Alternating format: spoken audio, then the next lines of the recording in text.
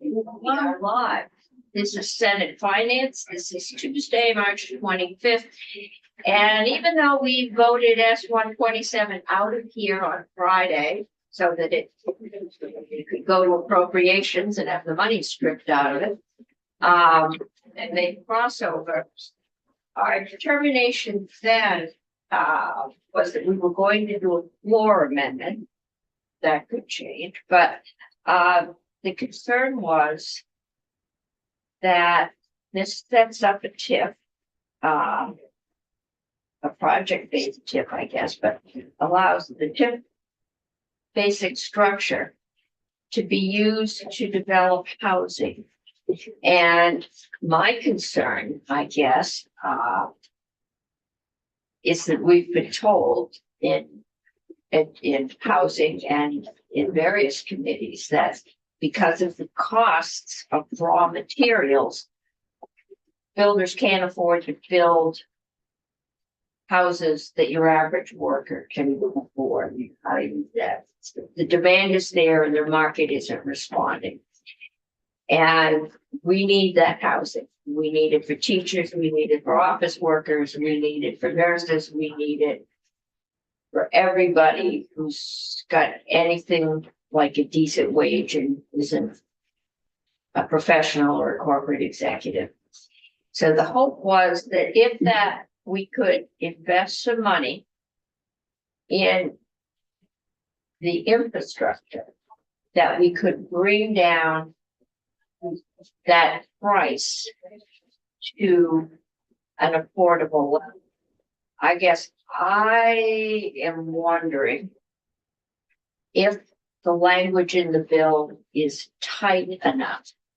When one of the developers says all housing is good housing, I'm saying, I think what would kill this is if we found out that we paid for the infrastructure for a project and there were 4 worker-based housings in the valley and 10 chalets up on the hill with, the view of the mountain, and the Ed Fund was paying for their water and sewer. So trying to make sure that the language in the bill is tight enough so that it works the way we hope it would. I think Andrew is here. We've been trying to get somebody from the construction industry to talk to us about if that isn't true, in fact true, and then is this tight enough? So, Alex, we've got you on front. Welcome to Finance. Okay. This is starting to feel like old home day at the other end of the hall. I did this. Thank you, Madam Chair. For the record, Alex Farrell, Commissioner of the Department of Housing and Community Development. Do you want me to just pick up from there? Pick up. Thank you. So I appreciate that intro, Madam Chair, and you're right that the economics of home building, and Andrew can touch on that in a bit, but it does certainly create a scenario where it's easier at times to make high-end project pencil out. But that's happening right now as it is. They don't need this program. The reason I say that is because the folks that will benefit, the projects that will benefit, will be everything else. Now, the reason I like leaving it broad in terms of incomes is then everyone can benefit from this. The nonprofits who are doing perpetually affordable can benefit from this. Home builders like Zeke who are building mixed income neighborhoods can benefit from this. Folks who aren't taking subsidy can benefit from this. But what I really like and why I think something like CHIP is needed is to stretch all of our affordable housing dollars much further. So we're going to be contributing to these projects, right? But right now, our dollars, so many of my dollars, CDBG, our dollars that we give to our friends at BHCB, they are going to covering this infrastructure. The development has to cover this infrastructure. So this is a way for all of our dollars to actually stretch a lot further, including the dollars that we will continue to invest for affordable housing perpetual or through things like LIHTC and other affordable housing programs. There's also the administration by that I mean administering the program. I can't speak for Betsy, but I do know They said they were fine. and they absolutely, they are fine with where it's at right now. I think you'll want to hear from them as other options are discussed. Okay. I don't think they're not going to be able to administer it. I'm just thinking of what's, Yeah, they were here on Friday and they yeah, said they were ready to go. The towns were ready to go. absolutely. Betsy will take this on. They will handle it. In terms of making something meaningful, I think, you need to consider what an income restriction of sorts, how that's implemented, what it means, for how long, et cetera. And so you just need to establish something that is realistic, because this doesn't come with an appropriation, doesn't come with resources. Well, it does, Sure. in theory, money that's not going into the ed fund. And that can be somewhat of a hard sell in this building. It's true. So there needs to be some confidence that the bulk of this money, and I know when you start penciling out a project, you're going to need to put in maybe some higher end to balance out the lower end housing. But I think if we end up doing one token house, you know, we used to call them Fecto ranches around here because Vic Fecto did the bulk of the affordable housing. Little ranch house that inside has exactly the same floor plan as a double wide. Inside, except the walls are not cardboard, you really can't tell them apart, except this one's on a foundation. Yeah. Garage is extra. But they were affordable housing for workers. There's several developments of them around here, but nothing has really been built since the 80s. And many prefab, not homes, have a long way since then. They're cheaper. But wanting to make sure that we're not just getting one house or two houses in a 50-unit development. And I don't know if we can legislate that or not. Okay. I don't want to put hard numbers in, but I don't want to see there be, you know, the guy sitting on his porch in front of a ski condo with his rebate property tax check from the state. We have had that. And it hurts what is a good program. So I'm just trying to figure out, is there a way we could just tighten the, because it just talks about affordable housing. Right. Affordable housing has generally meant housing that is perpetually subsidized with rental housing. So that's This is trying to move it up a notch. Thing. That's right. I mean, so a couple things there. So yes, I think there is an interest, and I think it's a good interest in broadening it. So many types of development can benefit. It's not only one type of housing. We can have affordable housing, perpetually affordable housing benefit, as well as other types of housing. So I support that. My earlier comment about there not being appropriation, I mean, there's not an administrative appropriation. So David White and others will say, just make sure this is something that is manageable. Yes. One of the purposes of this is also to make sure that it's not an overly complex program so that our small communities can take advantage of it. Right. I think you're well on track there. And following the discussion, I know there's an interest in perhaps specifying a percentage of floor area as had maybe been previously incorporated that would have to be dedicated to housing. I think that's a reasonable approach. I would just say, again, flexibility is what's going to benefit these. So if you do identify a percent of floor area that would have to be housing, again, reasonable, just make sure that flexibility is maintained. I think discussion of 25% of floor area, 35% of floor area has been floated. I think that's all very reasonable. This would be in a commercial project. So I'm thinking one that came in here when we were looking at project-based tips that want to build a septic system for a store. And I suppose you could put one nice apartment, maybe two smaller apartments over that store. Is that what we're talking about? It could be. I think it's going to look different depending on the community. It could be running a mile of or a half a mile of sewer line down a street where there's already some homes and businesses, but if you're running it down to get it to a parcel where you want to build a housing development, but then other things along the way could plug in. So perhaps there are stores or municipal buildings along that line that could plug in. You just want to build in flexibility so that that could be enabled. Okay.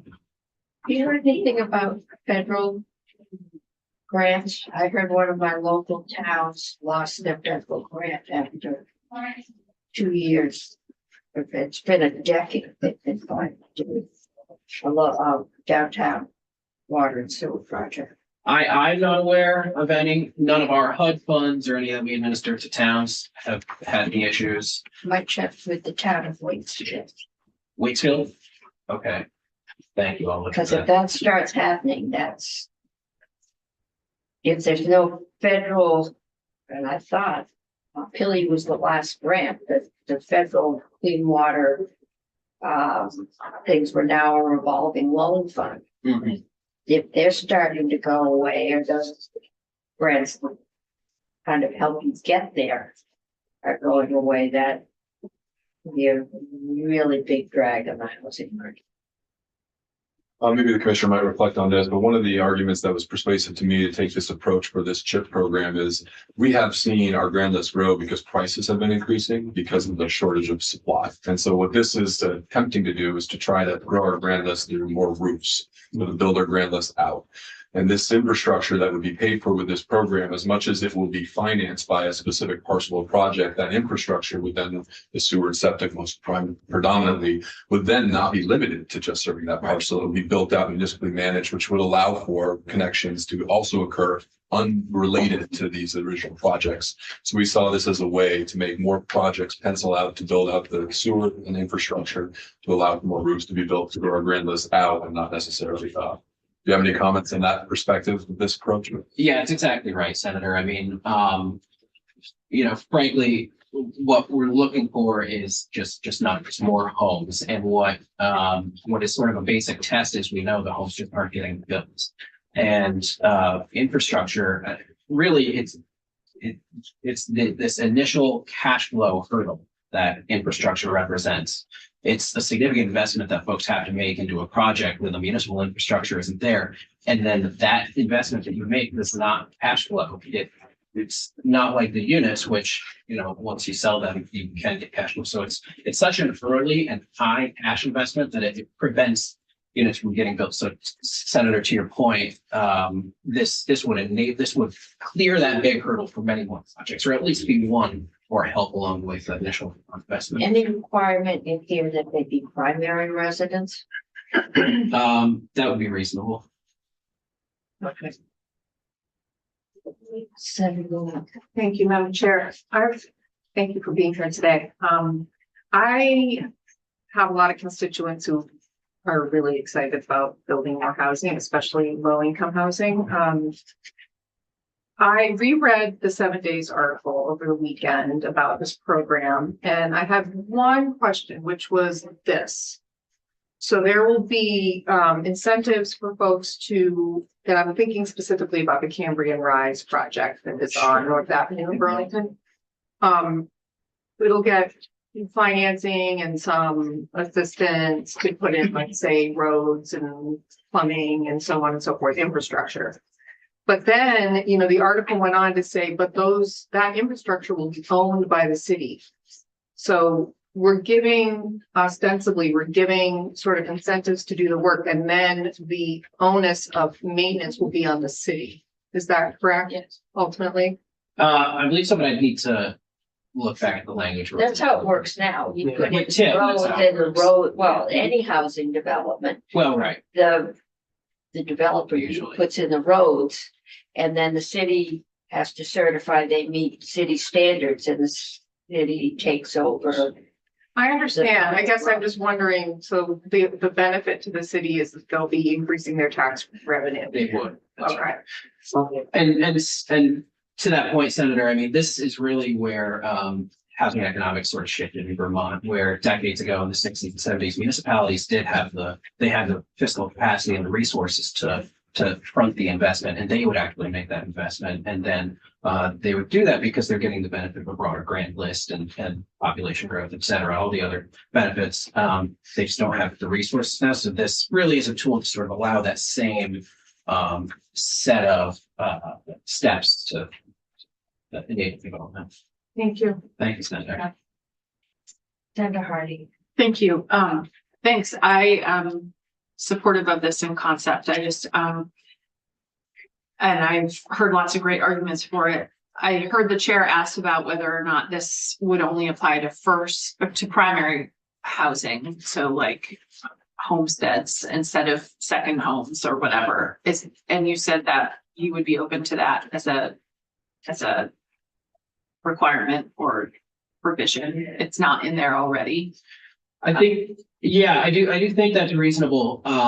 The only reason I'm pausing is just I want to think about how that could be administered. I guess through the property transfer tax there, you do have sort of primary. So yeah, I think BEPC would be able to administer it, and I think that's a reasonable approach. Okay. For whatever the housing component is. And it does, in here, there was this whole discussion about what is an affordable home, but it doesn't require that they be affordable based on the definition in the bill. As of right now, Yeah, so my read of the bill as it's drafted now is a portion of the project would have to be housing at this 150 AMI.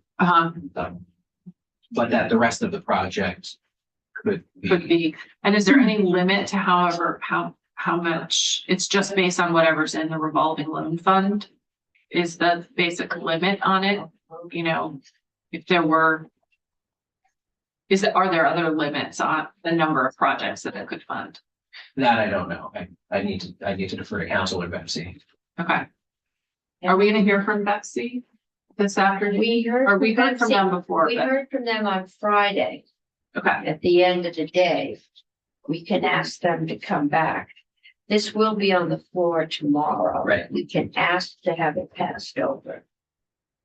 But we're gonna have to reach some decision or let it go on to the house. Yes. I'm still working on a definition of middle income and affordable. We went on Friday about. Yeah, we were looking at that and I thought after testimony, we had decided that this does describe middle income. Okay. yeah, it's a broad definition of what's affordable. It just doesn't, the problem is it's not consistent with other definitions of affordable housing. Well, affordable housing now is perpetually subsidized housing. This is taking it one step up. So this is affordable to a different group of people. I like, just for the record, I like this definition. I just want to make sure it's not going to be problematic. Because it's not consistent. But I'm remembering somebody on Friday said, leave it broad. Because the cost of doing traditional affordable housing is so high that you might want to help them out too. I agree. I'd advocate just on all fronts to leave it broad for a few reasons. The economics is certainly a good reason, and you'll hear more about the economics of it from perhaps home builders, and I think you're gonna hear from Zeke. They can speak to that. You're going to hear from Zeke Davidson. That's perfect. Okay, and Zeke has great insights there. Oh geez, I lost my train of thought. But I think on a broader level, we also want to take pressure. We want to take pressure off the housing market as well. levels. And right now you have a lot of folks that are at that, whether it's 150 AMI or actually even higher than 150 AMI, who are competing with folks at lower price points. So perhaps folks at 170, 180 AMI could actually afford something higher, but they're competing for that $400,000 We price have point. people with a lot higher competing That's right, with the people with the 150 AMI, and because of scarcity. Yeah. So that's one of the reasons to leave this broad, is because we do just need numbers. We just really need to expand the stock all through that middle income range. yeah, I mean, this is a private builder. It's pretty hard to tell him he has to do an income check and make sure that the people buying his house, check on their income. Bank does that. Right, there's certainly a compliance consideration here, what's reasonable. The idea is to get it so it can be priced at a reasonable level, That's right. so that average people can compete. It's a comment, not a question, which is just that I will support this bill, but I do it with great trepidation and with some reluctance, because it appears, we're currently kind of taking a sledgehammer to our education system, and I really loathe the keeping money out of that fund. So I just wanted to say that. I don't think anyone does it lightly. No. But if we are gonna get any more kids in our school, we get more houses to put the kids in. And we aren't get teachers until we get houses to put them in. We're nurses and all of those other things that we need. The first part of your comment, for the record, I don't want to take a sledgehammer to our education system. Thank We're you. gonna use a scalpel. Great. Can I ask another question? I actually don't know if you can answer this, or this might be a question for council, but since you're sitting there, do you have the bill? I'll just ask I you. don't actually. I'll have to What too. page This were you? page 42, line 13. Does anyone in the room know what defeasance of the financing means? I'm not gonna That's a speculate. French word. Do you know what that means? Defeasance, What page you on? page 42, line 13. Is to use for the defeasance of the financing. Does anyone know what that means? I have a feeling it's, I think we're wait, very is this in places? right now.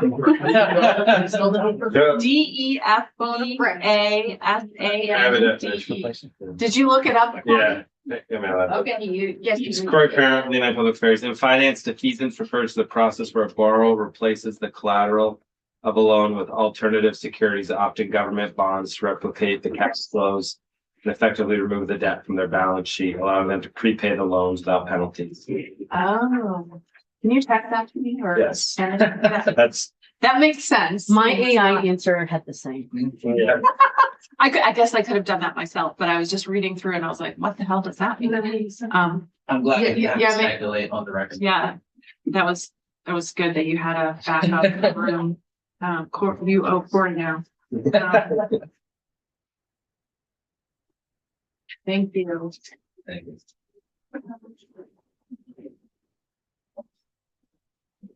Okay, this is talking about what you can do if this housing project brings in, because on this one, you can only retain the cost of the loans, right? So if you're taking out a bond to put in water, sewer, and a road, and you actually get more money coming in, the more money goes to the education fund. And this is what the town, because the town has to put all its increment. Right, the town, what they can use the additional increment for, they frequently have to borrow up front. Because you gotta get something built, and it's not till April 1st of the next year that it hits your grant list. And we had, not making this clear when we did St. Albans was an issue, because standardly you can pay down that first year or two's interest with the money you get from the loan because you need to pay, or, yeah, until you actually get something built and more money coming in. Standard procedure in municipal building.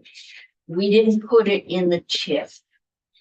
And so we had to adjust that because the auditor was very unhappy with St. Albans, amongst other things. So, I think this is trying to make it clear that there are other expenses included. You may need to pre-buy asphalt in July when it's cheaper or something, whatever, that you can use. And tell me if I'm wrong, but I think that's what it's saying. And it sounds like from this definition that that's what it's saying. Okay. So I'm happy to stay and answer more questions, but just to sort of at a high level, this will be absolutely critical in improving our housing. And again, it's about volume for us right now. So just this really would help clear that initial hurdle that so many different space. Okay. No, that's what Montpelier was hoping to use in fifth district. Country Club Road, Used to be Saban's pasture, but that as well. yeah. That's right. That's a great example of a project that's Yeah. facing It's just, a big hurdle. They just can't get off the ground until that's cleared. we can't, it's our own. Yeah. In these small towns, small cities especially that have municipal services tend to have very high tax rates. Okay. Any other questions? Thank you, Madam Chair. Thank you. Going on tomorrow. Who's here in person, and we apologize for getting you stuck in on Friday. Thursday, yes. For a very long week. I'm very happy to be here in person. I'm Maura Collins. I'm the Executive Director of the Vermont Housing Finance Agency. I was here on Thursday talking about tax credits. I'm gonna focus on the CHIP legislation now. VHFA is very supportive of whatever the state can do to support the investment in infrastructure. We are known as a statewide affordable funder, but we're also known as a data research group, and the housing needs assessment makes clear that we need to invest in the quality of our homes. We need to expand the number of homes we have. And in doing so, we have to have infrastructure in our communities to do that. And so the needs are very great. Last year, there was a summer study committee that the legislature asked for that VHFA was a part of, led by Commissioner Farrell's office, that looked at now that there are some exemptions under Act 250 and the priority housing project idea of affordable housing is less valuable and going to drive less incentive to create affordable housing. What should replace priority housing projects or PHPs? That report is out to you all. I'm positive everyone read it. And so I'll just remind you. We all read it. Twice. Thank you, Senator. I will just remind you that the very first recommendation was that there needs to be new funding. This is focused on the tier 1A areas for infrastructure bonds to build affordable homes using debt service by Okay, and we probably, we don't have time.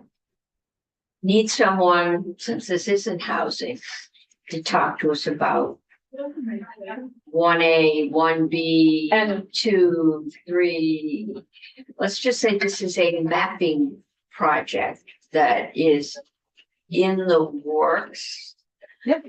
With regional planning and local towns in which you will designate certain areas that are open to development, certain areas that are development and mostly housing development, with some approval, some areas where you have to have Act 250 approval, and I think 3 is where you can't put anything.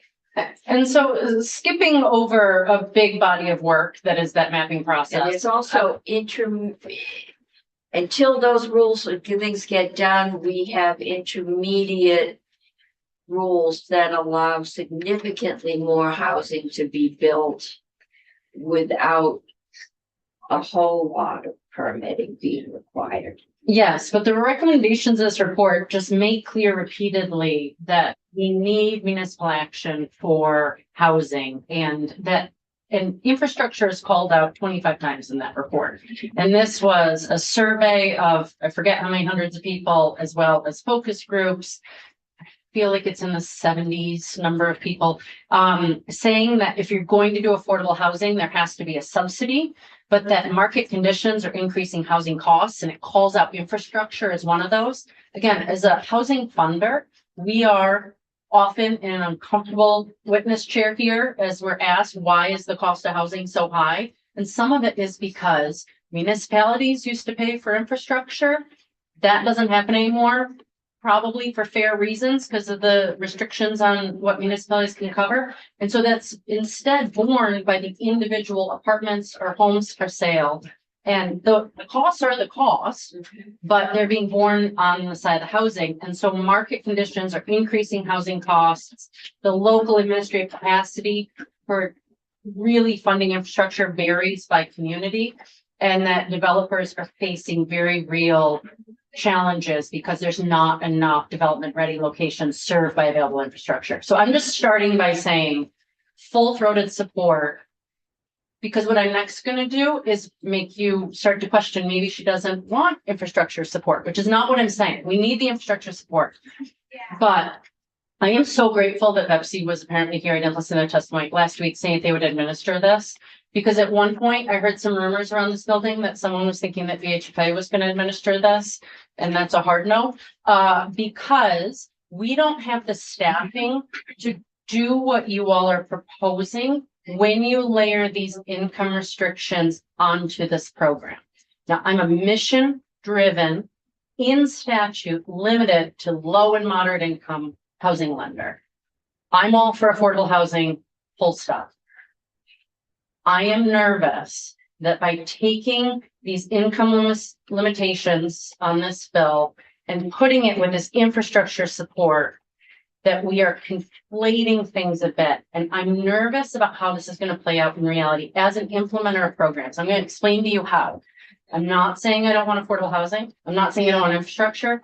I'm saying I'm nervous that you are taking affordability definitions that are usually tied to subsidy and putting it with this TIF approach that may not deliver the same financial benefit as a subsidy, which is hundreds of thousands of dollars per unit or tens of thousands, something like that. And the TIF, I'd like to see how much per unit the benefit is, because I think we might be asking for too much for too little, but I'll walk you through it.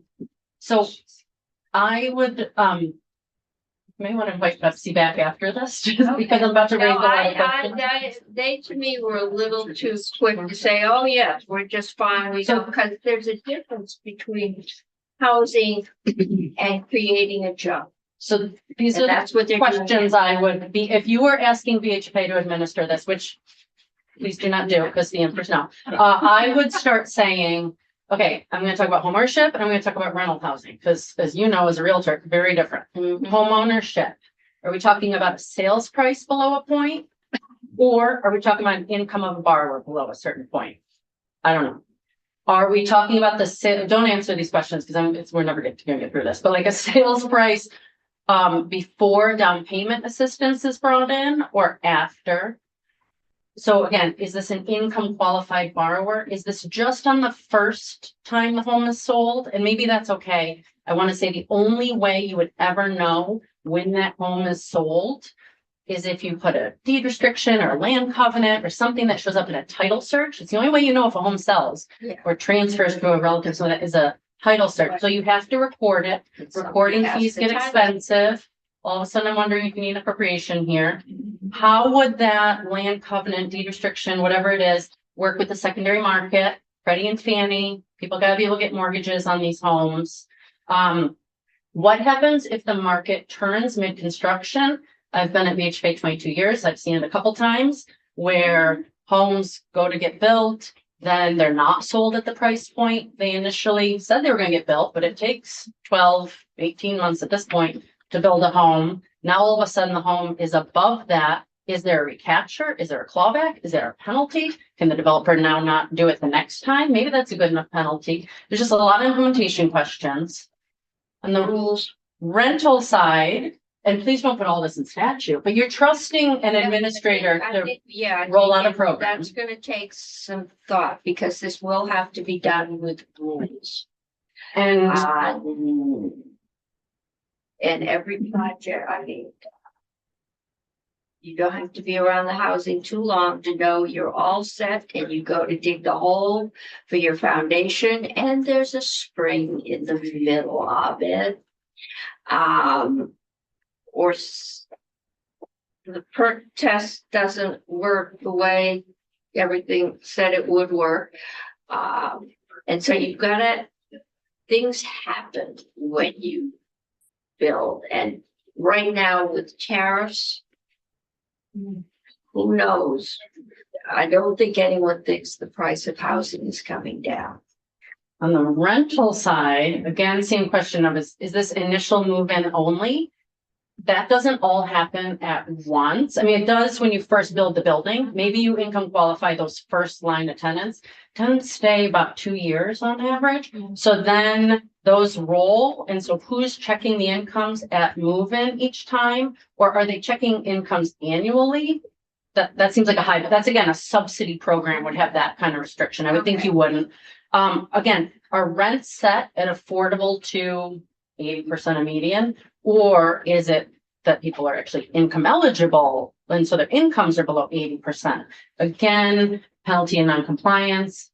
Tenure, which is what we call homeownership versus rental, changes over time. 2008, ton of multifamily buildings were going to be condos for sale. That market crashed. They pivoted to be rental housing. Is that okay? Owned homes get rented out all the time. My next door neighbor are now snowbirds to Florida in the winter. That's a short-term rental for 3 months out of the year. The Cactus Building lives in one. And so, sometimes condos and HOAs can limit the rental of owned units, but We're often. doing a UCC bill this week, and the last one we did was condos. And my memory says that there are some limits on the number of units that can be rented. Absolutely, but if you're not, I don't know if this development is with an HOA or a condo, or if it's just for sale homes. And if there's no condo or HOA, then those could go from homeownership to rental over time.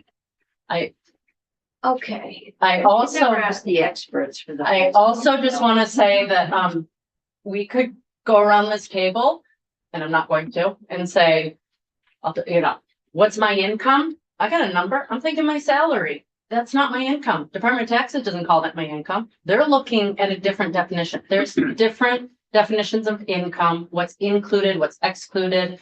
I'll say that government programs use something called the Federal Act income. That's a government compliance income, and we include and exclude certain things. Mortgage lenders look at qualifying income. I don't want to get into a discussion about if someone's income qualified to buy this home, but then the mortgage lender, I mean, I'm assuming mortgage lender doesn't care, have a role, but it's confusing. Income limits, AMIs change every year. And so are we using a statewide median income or the regional? Okay, so maybe the easiest way to do this is to build a percentage of homes that market at a percentage of the local, ask Zillow, tie it to the price of the homes in the area, because it used to be the same home in Montpelier and Barry, there were several $1,000s difference in the market price. Two different markets. you add Lowell and Chittenden County into that, and you're talking tens of thousands of dollars in the market price or what the market can bear. But that also tends to get tied to the job market, and where there's demand for housing. If there's no jobs, the demand is down. So maybe the easiest way is to talk about, because the idea is to lower the price, the market price of the house, what the builder has to put into it in order to sell it. And so if you take some of that out, theory, they should be able to market at a lesser rate. It's all theory. And maybe the way, because you don't want this to fail. If we go at this too big and it's too complicated and no builder wants to touch it because he's not going to do, he doesn't do the loans, he's not going to do what's your income and all the rest of it. How much can you put down in a down payment? You just have to be able to get a mortgage. So maybe it's tie it to the price of the average home there are markets, right? There are housing markets. I'm a data person, so Yeah, just gotta say, okay. just last week I had my bond underwriters telling me what the average home sale price in Vermont was. $840,000, Raymond James told me. Oh, well, Not true. Zillow I'm can tell saying me what they are in Montpelier for the last month. they were getting, this is some Wall Street bankers getting numbers from Realtor.com. I'm looking at Vermont Department of Taxes, and I only look at primary residences. I don't look at vacation homes. I don't include a lot of things they work. Okay. So, saying what the median home price is in a community is harder than you think. And I am sure that someone on YouTube is listening to me losing respect, thinking that I'm overcomplicating something and that, I'm talking like an affordable housing program administrator. And that's true. I am. It's what I know how to do. We give subsidies, again, millions of dollars in tax credits and all this in exchange for affordability. Okay. What this bill is doing is giving some price relief for the creation of housing. And I don't believe, and maybe Zeke could quantify it, I've heard other developers talk about this in terms of hundreds of thousands of dollars across a development, which means per unit, it's much less.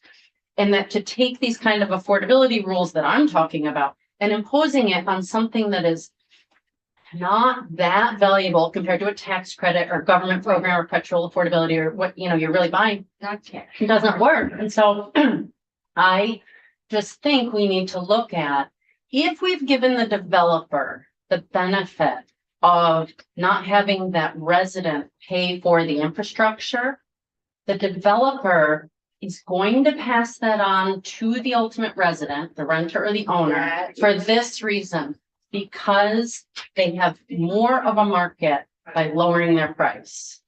That there's a bigger market if things are cheaper, right? It's easier for me to buy a Snickers bar than a Wagyu steak. There's gonna be a bigger market for Snickers bars. And so if we can lower the price of housing, they are going to pass that on because it's going to expand their market. And so there are ways you could do this though. And then my last thing before I really depress you all, unless you want me to pause. No, finish. No, I'm just trying wanna to make- figure I want out a how many question. days I'm gonna ask to have this bill over. There has been a program that I first referenced. I talked about the priority housing projects was a way of being exempt from Act 250 if you had affordable housing, PHPs, priority housing projects.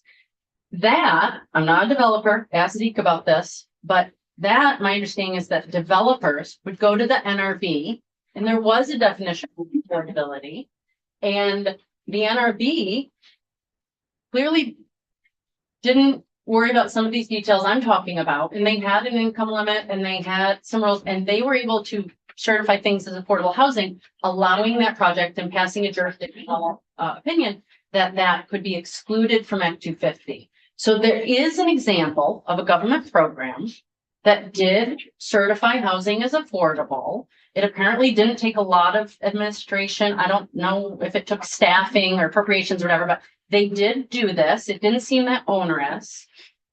I would ask the question of, has anyone ever looked back to see the housing that was created without government subsidy? Is that still following those rules, or was that a performative? I don't know, because there was like, Taxes in on this the- committee. on the rental side, for instance, it had to be affordable to people at 80% of median for 15 years, and I don't know that anyone ever looked 5-10 years later. I know that if it had government subsidy, I want to be very clear. We do compliance on 9,000 apartments across the state, and I'm gonna stand behind the compliance of every single one of those. And you're gonna be hearing from the Champlain Housing Trust. We have excellent affordable housing providers who are doing good work in this way. I'm saying that if you start taking affordable housing rules and putting that on all housing, there is a risk of that being performative and saying, we just created affordable housing when maybe it didn't. Or there's a risk that we start to dilute the power of affordable housing. And I think there's a benefit to just creating housing and investing in infrastructure. That will make housing more affordable, full stop. More units, if we can get to the 30,000 in the next 5 years, Vermont will be more affordable, and I will stand behind that, and I'm sure the data is going to prove me right. But we need to be careful to not be conflating too many things and trying to have that perfect be the enemy of the good. And just investing in infrastructure right now, that's what we need. We just need infrastructure in the state. We need more units. We just need to do it. And that's good enough. And that's from an affordable housing provider, a funder. I think you're right. And I think if this gets too complicated, and we've done it before, that things won't get built. I also think that if, especially when we're looking at the kinds of changes in the education funds that we're looking at, that if my constituents in Stowe find out that the town is using property tax dollars from their education fund to put in a road so that more ski condos can be built, they aren't going to be happy. Agreed. They're going to be very unhappy. And the folks that don't have the ability to put in ski condos are going to be unhappier. So how do we find the bright line through there? I I think don't, there is a definition of housing. yes. And if that is primary residence housing, and it would have to be a need, we're not at least, because all of this housing could be worth $200,000 less, participating if the Canadians sell all their condos in this state. Condo market might get cheap, and I hear they're doing that. And the housing market has crashed more than once. So and you don't control that. So, all right. So we maybe in trying to get the perfect where we aren't risking putting up second homes. I would focus on that. I would focus on residents and year-round residents definition and buttoning that up. Because I do think that, I would not want to see this program going to, we have 17% of our homes are vacation homes already. I don't want to see that go to 20% as a result of this program. Right. Yeah. Would I you don't- think of putting restrictions then somewhere in the transaction so that a person who buys it as a primary home today has a limitation on what they could sell it for and when? Then before they sell it, they could use it as short-term rentals. They could do other things with it. Once you own a home, you can't control its use at that point. But for the next sale, Absolutely. does that limit the ability of that homeowner to market his or her property It that would. they paid for? And does that have perhaps any impact on their willingness to pay for it or to pay the price asked or to buy it at all? Right, it could impact the value of the home, which could impact the taxable value. I also would want to hear from a mortgage lender to understand if there was a saleability issue with Freddie and Fannie. Yeah, I've never seen this as trying to limit. This is not perpetually affordable housing. This is building more housing. Right now, we saw the numbers from St. Albans and from the state. We saw the graphs last week that the increase in our housing value has been because of inflation. And a lot of that inflation is because we haven't built anything significant. Maybe Chittenden County may have since the 80s. And so people with significant incomes are outbidding people with modest incomes to buy anything because there's not much out there. So if we build more, you increase your market. Some of that pressure will go away. But you don't control the housing market. What you can do is I'm sure you can put somewhere on a document somewhere that I certify that I will use this home as my primary residence, which means you will be a taxpayer in the state of Vermont.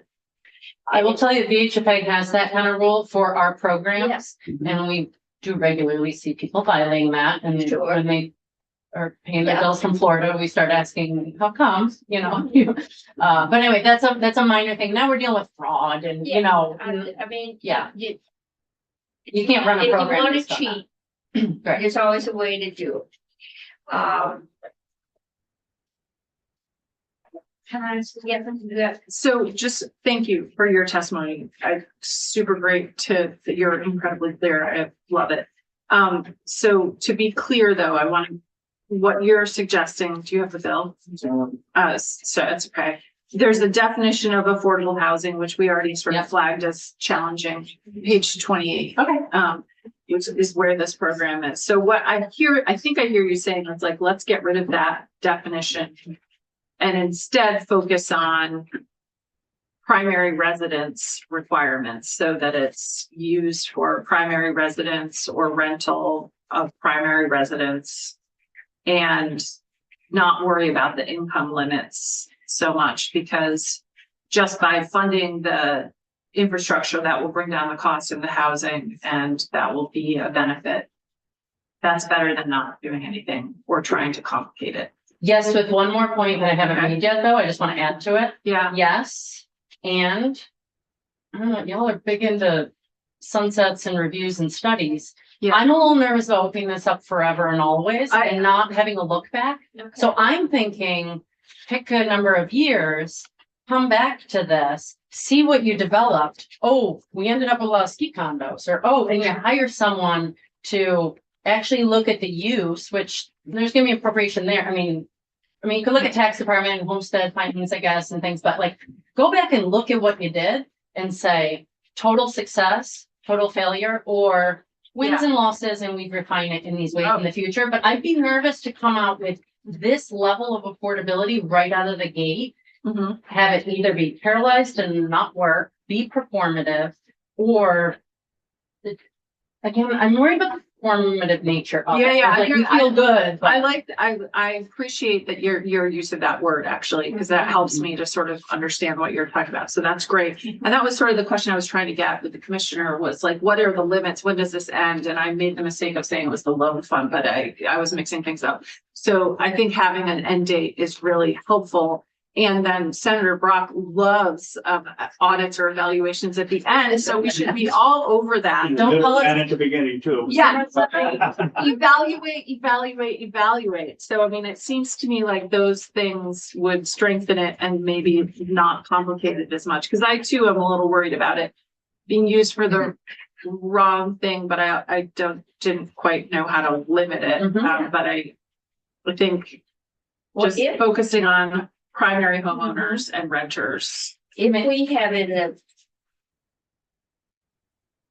preamble the purpose of this bill we've got right now is to reduce the price of housing for moderate income people or worker housing. That's there as part of the consideration. So if you're going in and somebody comes in and says, I'm in Killington, I got 2 acres and I want to put up some ski condos, it's probably a red flag. This isn't what. I think it needs to be the purpose of the program, not just the bill. There's a No, bunch of the things in this program bill, some of which are Is to questionable. make it possible to develop more affordable primary residences in the state. And leave it at that. Do the check back. Everybody pay attention, because we've got to tell this to John Gray to Yeah. draft it, and we can't get him until 4 o'clock. Or should we leave the word affordable out? Could I also just suggest that, I want to go back to the very beginning. I want more affordable housing. So there's other ways we can get that. And I really applaud that you're trying to get that through this program. I'm just wondering if the other ways that really would make a difference with affordable housing is, one, to implement the findings of that report I mentioned, which is how are we replacing priority housing projects? How are we incentivizing across the state the creation of affordable housing? There are a dozen or 15 recommendations there. I would love, either in this committee or other committees you're in, Housing. to be looking at how we're encouraging that. That means, honestly, funding of affordable housing is critical. This isn't enough money to make housing truly affordable at the levels you're talking about. You need subsidy. You need full funding for VHCB and then some. We need to be looking at the tax credits I was talking about, the VHIP program, but we need more funding for subsidized housing. If you really want to have affordable housing, you have to pay for affordable housing. I'm just worried that the money a developer is going to get through the CHIP program is not enough to really make it the kind of affordable we need. And we need to make sure we have affordable housing. So don't stop at CHIP. Do all the other things also. Okay, Did That your committee look we at- will send out. I didn't hear the question. No, Did we look at that report? I believe you presented on it. I did not. Okay. I believe my team was in to present it. Okay. Chris Cochran. so you all. They took, take that DHCD to took the lead. I just like to present it as if it's my word. I, We know, will share. and you know, if we don't listen to the people that do the work on the ground, then we can get ourselves in trouble, which this bill does, or could. This bill does wonderful thing. I know you're looking at CHIP right now. This bill does a lot of good things for housing. But I want to be clear. I think the chip, because it's tax credits is what's in Right. here. Thank you, Madam Chair. So just for clarity, is there a world in this bill where developments go in with the assistance and build the infrastructure, and then later on some affordable housing can be, built adjacent Mm. and take advantage of the now embedded infrastructure that's there? Oh, that's why I want CHIP is Okay. for affordable housing, because That's right now great. it costs $500,000 a unit of tax credits and everything else. If we could only pay 450,000 per unit, because infrastructure is paid for elsewhere, then we can do another project. We can do more units. And so, no, I want affordable housing to be served by CHIP. I don't care about the ski condos as you're talking about, none of us do. It's more, I want this for affordable housing. I get Yeah. that, but originally, this program may not be used to build the affordable housing. It may be middle income housing or whatever. Well, that's We have pretty savvy affordable housing developers. I would put our affordable housing development team up against high rate market developers any day in terms of their ability to see. They're a pretty scrappy bunch. You can see resources available and they're going to take advantage of it. I mean, they're always cobbling together sources and Okay, doing I that. just So want to make sure we get the definitions right. Okay, yeah, I think we've been told to keep affordable in here. Take affordable at its face value. What's affordable for me is not affordable for the person flipping burgers. Unless they've got a trust fund. What's affordable for your boss is probably not affordable for you. Generally, your boss has more money and can outbid me on a little house if the market is really tight.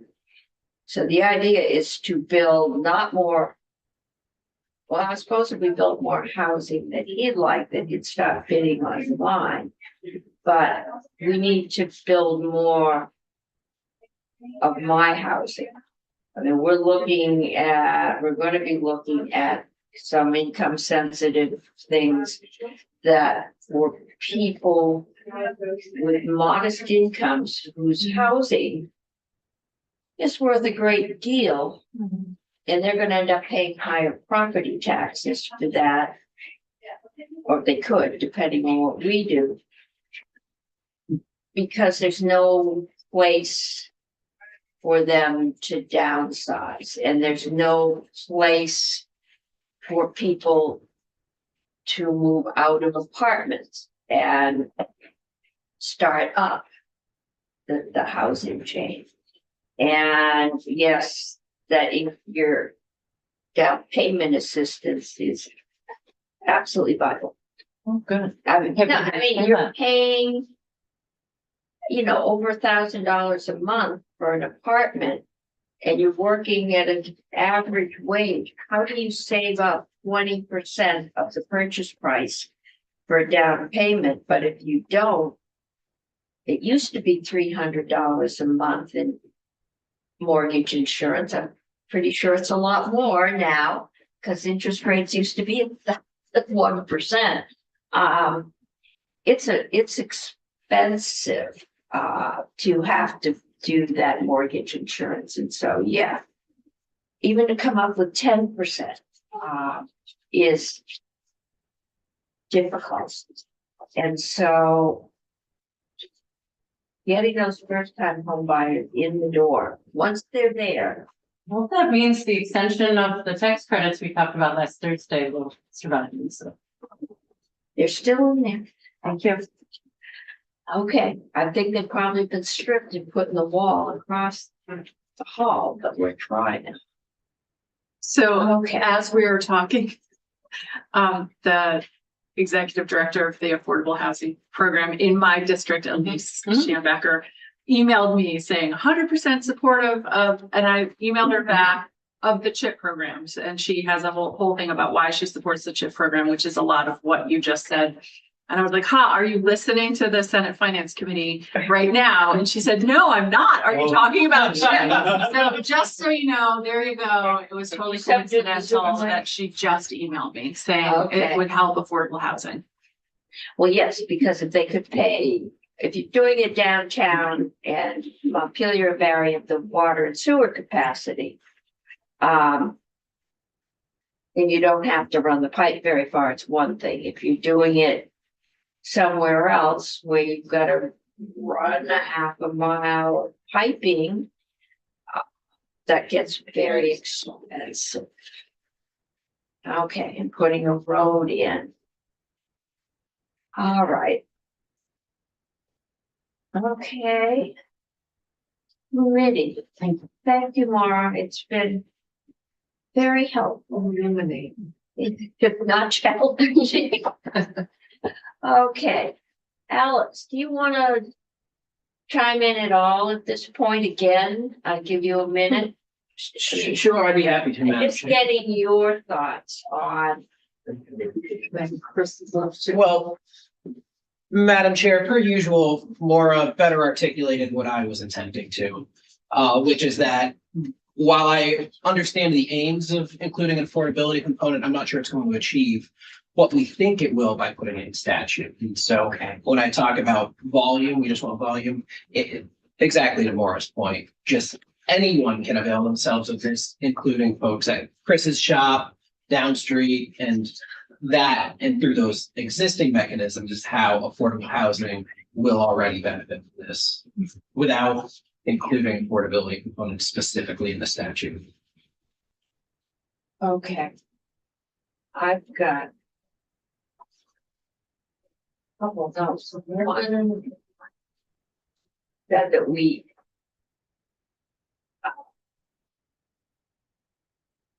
I suppose if we put in the purpose of the bill that it is to reduce the cost of primary residence to average working Vermonters, that would leave it floating there as a message to Pepsi that this is what we want you to try and achieve. But if the only way you can get 5 little slab ranches built is to put in 5 McMansions to cover the cost, then we're gonna have to leave it to Pepsi to look at the numbers and make that work. And we are gonna hear from the developer in Middlebury.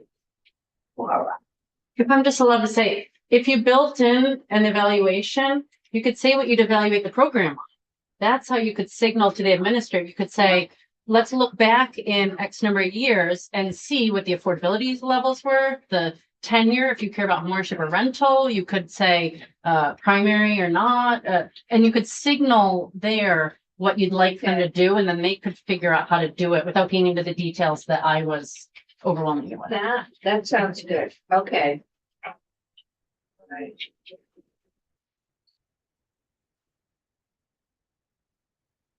Okay.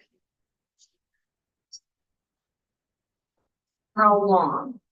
5 or 10 years? 5. 5. All right. Yeah. Just 5. Two. Like 5. Okay.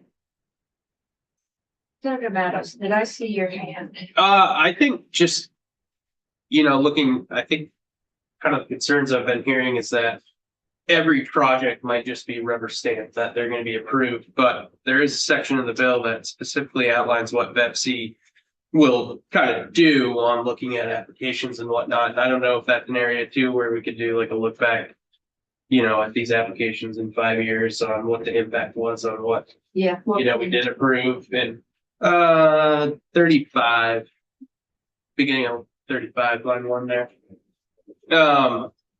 Just to be able to look at how this program actually works, because I don't think an application that goes through VEPC, and this is just totally hypothetical, for these, McMansions and ski chalets, as we speak about, I don't know if that would get approved as, kind of the thought on what this bill is. So I don't think it's going to be a rubber stamp that anything that goes across their desk is going to go through. And to that point, Senator, yes, this goes to the full, as currently drafted, it will go to the full council. So the council, including a couple of legislators, gets to weigh in on any application that comes to them. Wendy Harris. And Representative Duke, I believe. Crystal. We're gonna get to, Okay. we're gonna get to, yeah. I am happy to leave this. Well, I'm happy. Okay. You don't get money. You don't think you're gonna get money easily? We aren't the economic development. We are the tax. I miss you there, Madam Chair. Why, I don't give away money. So we got the rest of them. Okay, Chris, come on up. Okay, thanks. For the record, it's Donnelly with the President Plus. And I think you all just may have made my testimony moot. But I'm going to pass around a chart for you. This is posted online as well. If you are planning on striking the income requirements from the bill, then what I have to share may not be exactly what you need to hear. But I wanted to give you a sense of just some context for what people earn and what they can afford. But then I saw here when I came in, you have the federal poverty line chart here behind you. That was created in the 60s based on food costs as a percentage of people's monthly budget. In the housing world, we use AMI, area median income. And so that's what this chart has here. These terms, the AMI levels, are very well defined for under median income for 100% or lower. So we have 30% is extremely low income, 50% is very low income, 80% is low income, and then 100% is median. If you think of median income, that's what would be the middle, right? It's half are above and half are below. So when people talk about middle income, it's really the median, but it may not be what people consider being the middle class. And especially when you think about what's affordable. It's based on the federal levels. Correct. And that's the problem that I've had with this all along. Exactly. I have the Is same problem. the areas are too large and they're not representative of Vermont typically. You have an area right now in which Chittenden County, Franklin County, and Grand Isle County are considered part of the same standard metropolitan area. And to say that the cost of housing, the cost of living in downtown Burlington is the same as it is in Richford just doesn't fly. Totally agree with you, and I wish we had a better system. It's better than the FPL. And it depresses the incomes or reported incomes of people in Chittenden County. And it increases the income, perceived incomes of people in Franklin. And it does so very substantially. It does. In other areas of the state, it's based on, county, but for some reason HUD just lumped us all together, and it does have a little perverse effect on things in various ways. So, Well, but that's my it's a system- concern it's a is that system when we have. use something that we know is distorting the result as opposed to even something arbitrary that we design that we know is realistic because we live here. Mhm. That's something to consider. It's also perhaps, there probably is a relationship between the size of the area and what the adjusted income, but even there are gross discrepancies. I agree on this. I'm not sure how we can create a Vermont system. All the federal programs are based on these numbers. And So, I mean, so, we're some government stuff be around long the way to go. So. Okay. Doesn't that kind of help the cause though? If you have an inflated income, you can have more people. It broadens the availability to people. what happens in Franklin County is when we talk about what rent people can afford, the rents are actually high. Oh, yeah, because that'll trickle down to the rent that you can charge for that, but you don't have the income to that level. It's a little perverse. So I will say that in many places, we're talking about middle income and moderate income. In many places in Vermont, some instances have defined moderate income as between 80 and 120% of AMI. And if you see on this chart, you can see what the rents are. It's the green column. You can see what the rents are that people can afford at 120% of AMI. Addison County is close to $3,000. And so I think if you were talking about, and you may not be talking about this anymore, but if you're talking about putting some restrictions for some targets of what housing is going to be served or how much housing is going to be served through this CHIP program, they're really kind of high incomes that you're looking at. If you're saying 150% of AMI. So I just wanted to put that out. If you were thinking about targeting and defining affordable middle income, and so forth, I would much rather you move to low and moderate income definition if you're going to do that in the bill, and target a percentage just to make sure that if everything else is going to be affordable to whatever the market's going to bear. I hear what Maura and the commissioner had to say about giving flexibility. I do think that if we're using public dollars, there is a use for targeting to the public benefit, which is the incomes of people that cannot afford to enter the market.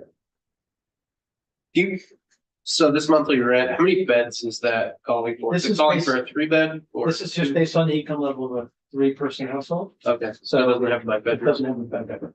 This is just But it gets more- 30% of their income. It's more granular, right? It does. Than that. It is much more behind this. It's bedroom size and household size. Yeah, so, I don't know if I'm providing any clarity or any direction for you, but if you were planning on including some income targeting in the bill, I would recommend that you do low and moderate, which would be anywhere up to 120%.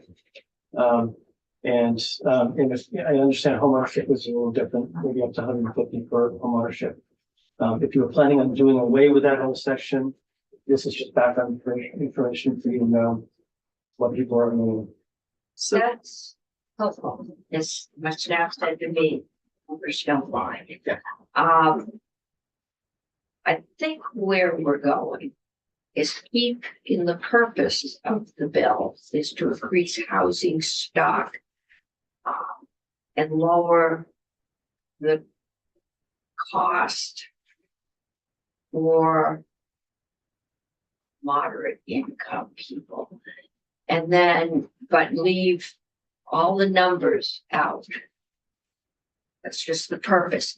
Then put in a sunset and evaluation after 5 years, and maybe an evaluation after 5 and sunset after 6.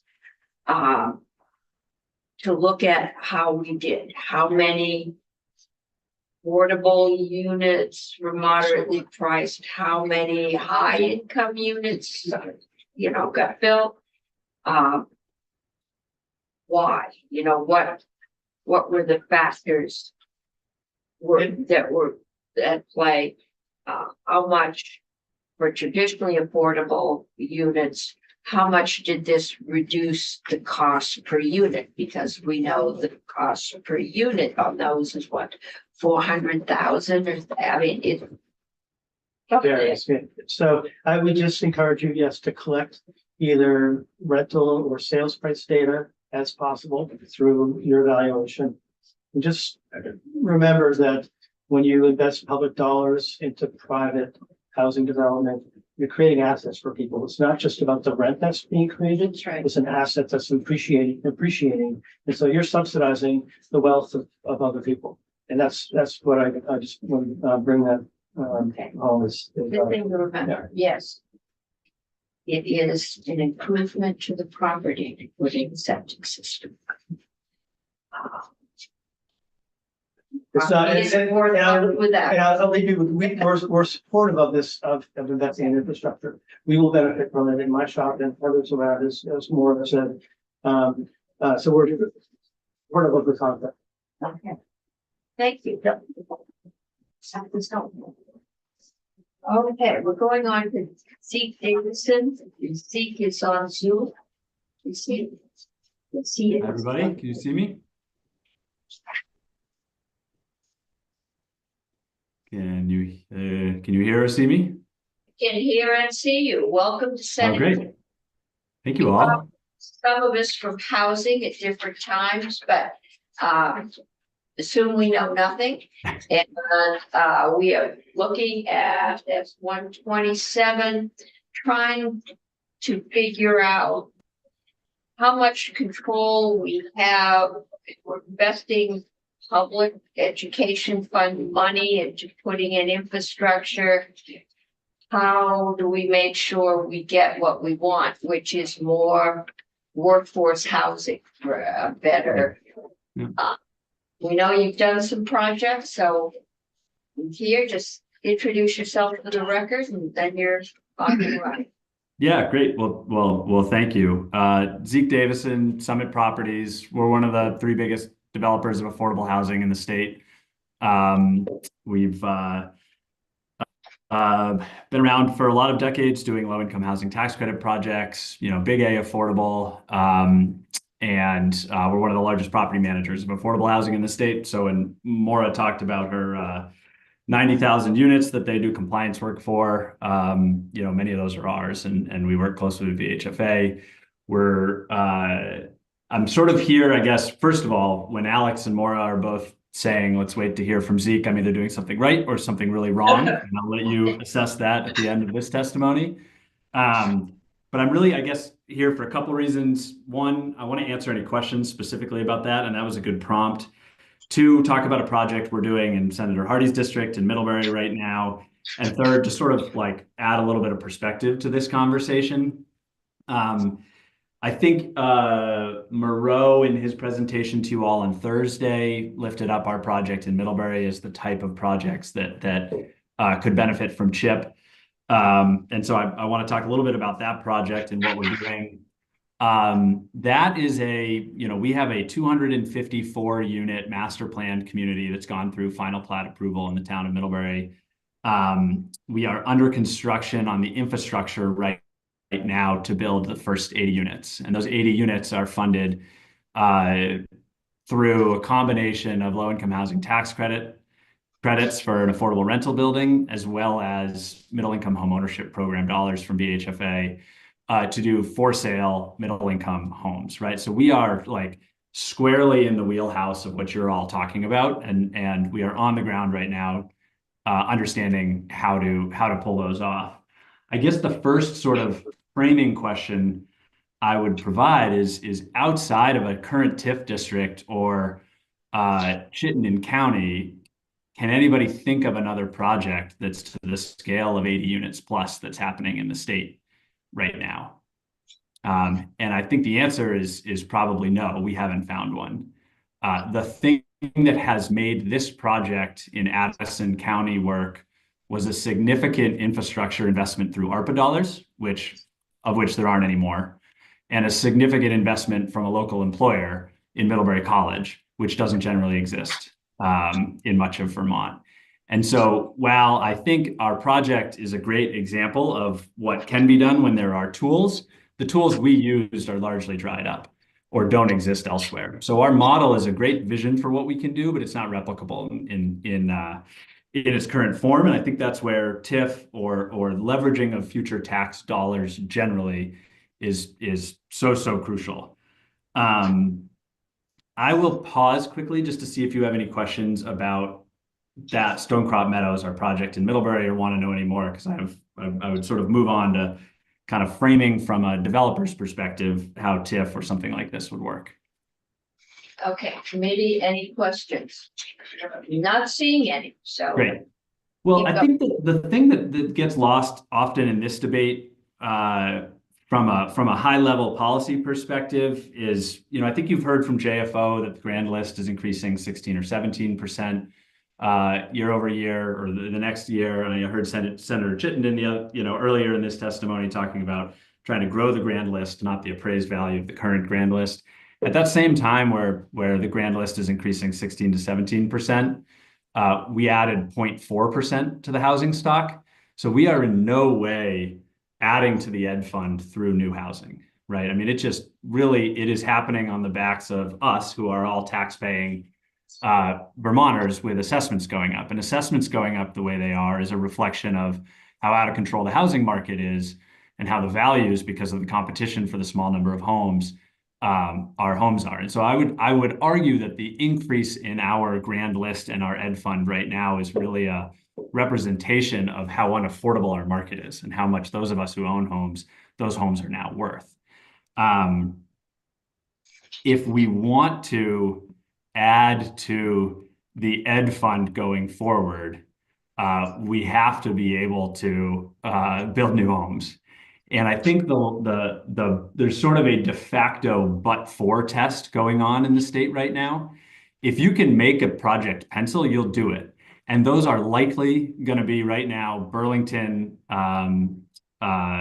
luxury homes or ski chalets, right? We've talked a lot about how do we not focus on those. That is almost literally, other than the 150 units a year that the affordable housing community, CHT, us, Evernorth are building, that's really all that's going in right now. And if you can make one of those pencil, you are probably not going to use TIF, because there's some version of TIF, CHIP, because it's going to require a select board vote, a legislative body vote, VEPC approval, and then likely the town vote for a bond. So the risk, I think, of CHIP, of only supporting things right now that can pencil, is low. But what CHIP could do is help projects like ours that don't have the benefit of ARPA funding, could help them pencil. And that is really, and I agree with the approach of doing the evaluation 5 years from now, because what I think you're going to find is that the types of projects that are going to end up getting built here are essentially ones that haven't happened in the last 5 years. On the macro, before I sort of dive back into what we need going forward or to continue on our project, we're building less than 2,000 units a year. Maura and Alex's numbers, the Vermont Future Project. I mean, everybody talks about, for us to be able to maintain a vibrant economy, to fill the 30,000 child age classrooms that we've lost, we need to build about 5,000 per year, right? We're building 2,000. And I know that there was an exchange there about using a sledgehammer and a scalpel to the ed fund and how we're going to do it. We've sort of used a sledgehammer to the ed fund over the last 20 years that we haven't been building any homes. And we're finding ourselves in a position now where, you know, the solutions for 20 or 30 years ago are where we are today, right? And that is with zero ed fund growth from new development, but instead on those of us who are property owners. And I have a kindergartner and a third grader in the public school. So I am invested in the public school system here for a while. I think I would say there are a lot of tools, again, and to echo Maura here, as a mixed income and an affordable housing developer, this is really needed for all housing. And if we can make something pencil right now, we will. And if we can't, we need it, right? Whether it's at 150% of area median income, 80% through subsidies, through Maura or VHCB, or something at a higher income level. So I guess that is all in support of trying to make this as streamlined and easy as possible, not putting any income eligibility on it. I'm fine with primary homes. That's what we build. Most of what we built is restricted to that. And we as developers can manage that. I'll pause. I kind of got on my soapbox there, but this has been such a great conversation before me here that I appreciate how you guys are thinking through this. Libby, any questions? Hart. Zeke, thanks for your testimony. I don't know if you're the right person to ask this question, but I was thinking about the definition of infrastructure. And in the bill on the bottom of page 30, for anybody who's looking at it, it's a pretty broad definition of infrastructure. And to the point of the last witness we had, I don't know where he went. What Chris was saying was, you know, this is creating wealth for other people. And I'm wondering, the three things that I see in that definition at the bottom of page 30 on line 21 and the top of page 31 on line 20 on one are commercial and industrial facilities and parking. And I'm wondering that I know parking sometimes has to go along with, especially apartment buildings. But I wonder about over investing in parking. And then commercial and industrial. Do you have an idea of what that means and whether or not I wouldn't consider that public infrastructure? That's like building a private business for somebody else. What do you think of that as included in the definition? Yeah, I mean, my overall answer to this is as broadly as you're comfortable defining the bill, I would encourage you to, right? The more specific answer is we do residential only. And so exactly what would be included as industrial or commercial, I would maybe defer to Alex on that. Parking is usually a requirement of residential building. And so parking is an impervious surface and a pavement, and it's an extension of the roads. And that is definitely part of what we would consider infrastructure. It is one of those things that get influenced by zoning, as does a lot of the infrastructure we need to build. Not only did towns used to build infrastructure, like Maura said, for these types of developments, but new zoning requires a lot more infrastructure to be built in a new community. And so for the first 80 units in Middlebury, our price tag on that infrastructure is almost $5 million. And we're building middle income housing and affordable housing, and we just quite simply can't pass that along. So I would say I don't feel great about answering the commercial and industrial piece because I'm not sure exactly what those are meant to incorporate, but anything that is required for, you know, in my perspective, a residential neighborhood, which is what we build, but I think there are probably other mixed uses for which that's a good addition. Okay, I'll ask somebody else, but I appreciate that. The only other piece I didn't totally understand the wealth generation comment.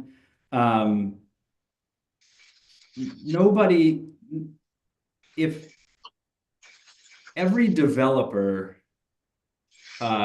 needs to make money on the projects they do. I mean, these projects require hundreds of thousands, if not millions, in pre-development expense and risk, right? And we have a nonprofit development community that builds, 100 units maybe a year, but we're talking about 5,000 we need. And so, like, nobody, if a deal doesn't make a developer money, they're not going to do it. And that's what not penciling means, right? It means when by the time you've taken on all the risk, you've built the roads, you've built the homes, you can't make a return. And I don't think that's not a net evil, right? But what this does is gets into that range where we're able to pencil deals and we'll do them. And real estate is all about managing risk, right? And you put all of this, years of your life and personal capital on the line for a development like this, and you're just not willing to take that risk if there's an appeal at the end of an Act 250 process, if the numbers just aren't there to show that return. And so I think that's a little bit of an obfuscation on the issue here, which is just people won't do projects and we won't build homes, period. If the idea is that, nobody is able to get a home that they can then generate wealth through home ownership, or the developers are going to do all of this out of the goodness of their heart. So I think the idea here is lowering the cost to the point that projects pencil. And everything we can do, to Maura's point about adding subsidy on the affordable housing side, to what we can do to reduce costs. We're trying to go from 1,500 to 5,000 units a year in order to sustain or grow the economic vitality of the state and replace 30,000 kids we've lost in the school districts in the last 15 years. I appreciated Senator Chittenden saying we're using a scalpel here on this program, and I think we genuinely are. I think this is one of those arrows in the quiver we need to be thinking about, but I think it's a crucial program. Okay. Other questions? Yeah, Yes, I had you. I got just to be clear, I had said a sledgehammer to the education system, not fun, but anyway. I wonder, to Senator Hardy's question, I thought I remember us talking about in terms of the commercial and industrial, that this bill also wanted to encourage first floor businesses with housing on top. I don't know if that's what this is referring to, but it might be. Yes, and there was, so that was where it started. It was originally 50% housing footprint, and that recognizing that mixed use is what's going to work best in downtown areas. And additionally, I believe the mayor, Weinberger, commented how this can also include fiber optic and interconnected additional facilities, which can sometimes be classified as commercial properties. But I see the commissioner also at the edge of the seat, so he might have some clarifications as well. I think the problem is that commercial and industrial is included in infrastructure as a definition of infrastructure. And my understanding of the infrastructure part of it is that the infrastructure being built through these tax increment financing is supposed to then become public at the end. So you build, you connect the sewer and water, you build the roads, you potentially build parking lots that are necessary, you build a public recreation field in the middle of the development or whatever, and those all become public. So that's where I feel like commercial and industrial doesn't quite fit with that. Like, what does that mean? Like, you build a commercial space that then becomes public commercial space? I don't understand that. It doesn't seem like that's what infrastructure is in this bill. It might be something that is part of the development, but that's not the infrastructure, that's the development. It's a fair point. I remember some commentary from the mayor about that qualification accounting for the additional infrastructure for broadband communications and telecom. But Oh yeah, the broadband That's makes there. sense. The broadband makes sense. It's the commercial and industrial that. Yeah, I had questions about commercial and industrial. And also amenities. On the So- amenities, sorry. No, go ahead. I don't know if in Moreau's testimony on Thursday, he included a slide I'd prepared for him that sort of color coded what we're considering infrastructure on the community we're building in Middlebury, right? And it was sort of a diverse mix of things. It was the roads that we were going to be dedicating to the town, but it was also the parks, the stormwater ponds that were being incorporated into sort of pocket parks. And so there's a lot of components of it that don't go to vertically building the housing, but if there isn't a source for it, they're passed along to the people there. And a lot of those are required in the permitting process, right? A lot of those aren't necessarily developer desired or homeowner desired amenities, but are required amenities. And so I would say if it isn't really, the line we always draw is vertical and horizontal, right? And if it's not really going to build something up, it's horizontal and it's infrastructure. And I think you know, I don't want to be the one to answer the commercial and industrial facilities piece, but everything else does feel like it's pretty well tailored to what we would call infrastructure. Yeah. Do we have other questions for Zeke? Otherwise, I'm going to ask the Commissioner to come on back up. See if he can enlighten us on commercial investment. Or not, Yeah. Thanks, Steve. or Thank you not. all. Nobody else can answer. We're gonna ask you. Yeah, I mean, so, as I'm reading this, so it's in the definition of improvements, that serve the public good. And so, to me, the object, again, I didn't draft this and I'm not Pepsi, so I'm maybe not the best person to answer, but my read of it is this is just giving a broad definition of uses that could serve that public good. Ultimately, it still needs to check all the other boxes. This just is a way that if that has to be a function of the improvements, then it could be included. I think it's too broad. I would rather take that out, but I would perhaps council and or Vepsi would be better to give you perhaps a more compelling and clear. I mean, my concern with amenities. I live in a very nice neighborhood. I have a very nice house according to the new appraisal. I don't have sidewalks. It's a little cul-de-sac, you know, the horseshoe, so, you know, it's not a main road. And when kids were allowed to play outside unsupervised, there were a lot of street hockey games on the road, which significantly slowed any traffic that might want to come up there, but it's an enclosed development.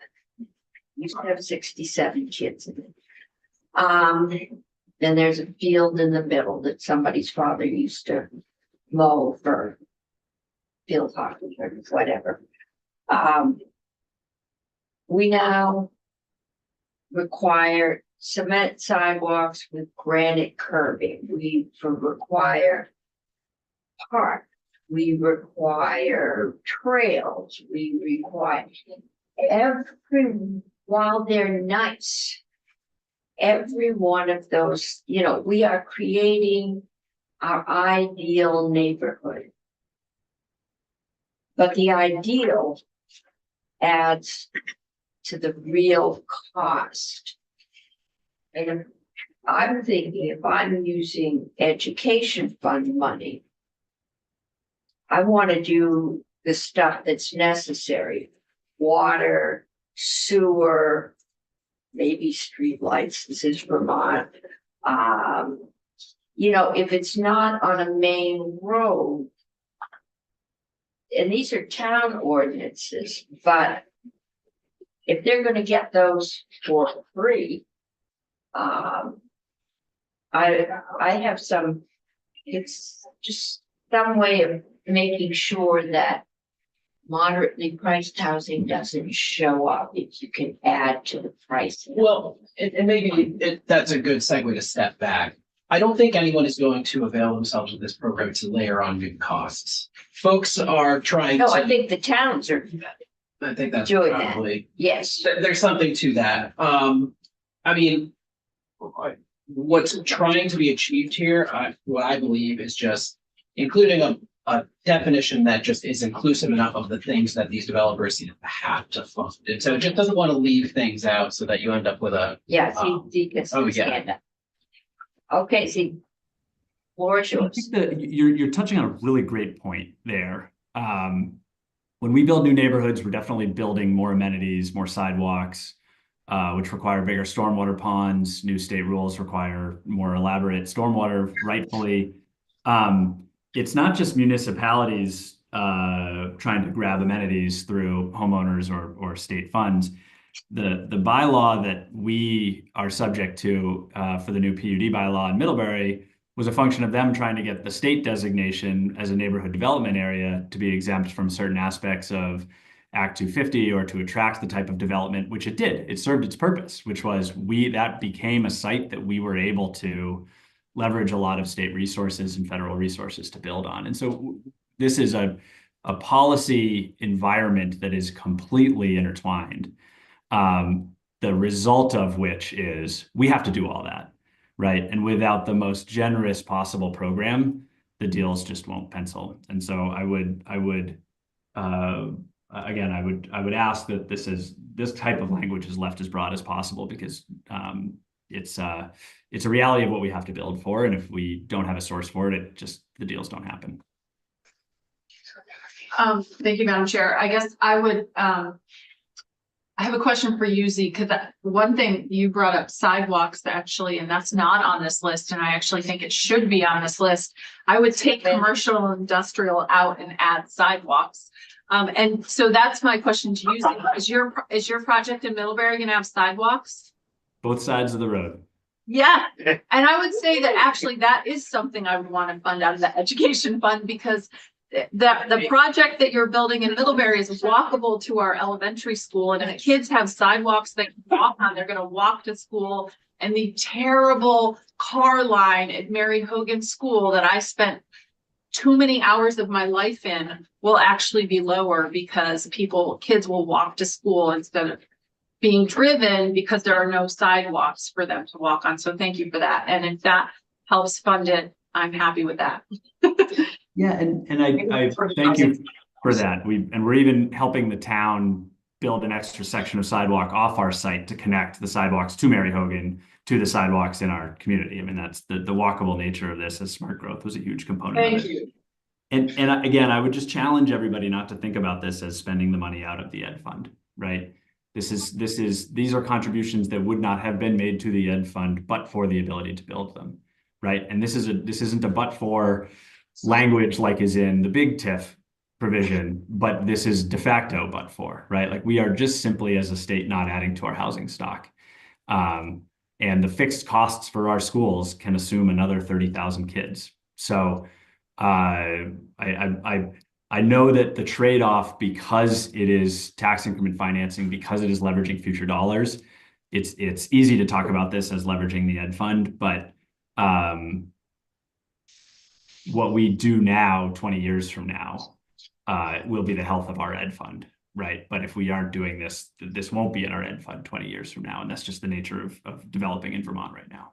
Right. No, I agree with you, Zeke. I was just making the connection to the ed fund just because it's right. Allowing kids to be able to walk to school. Yeah. So I was agreeing with you, but I'm just reacting to the general willingness to talk about this as stealing from the ed fund, which I hope to dispel that notion.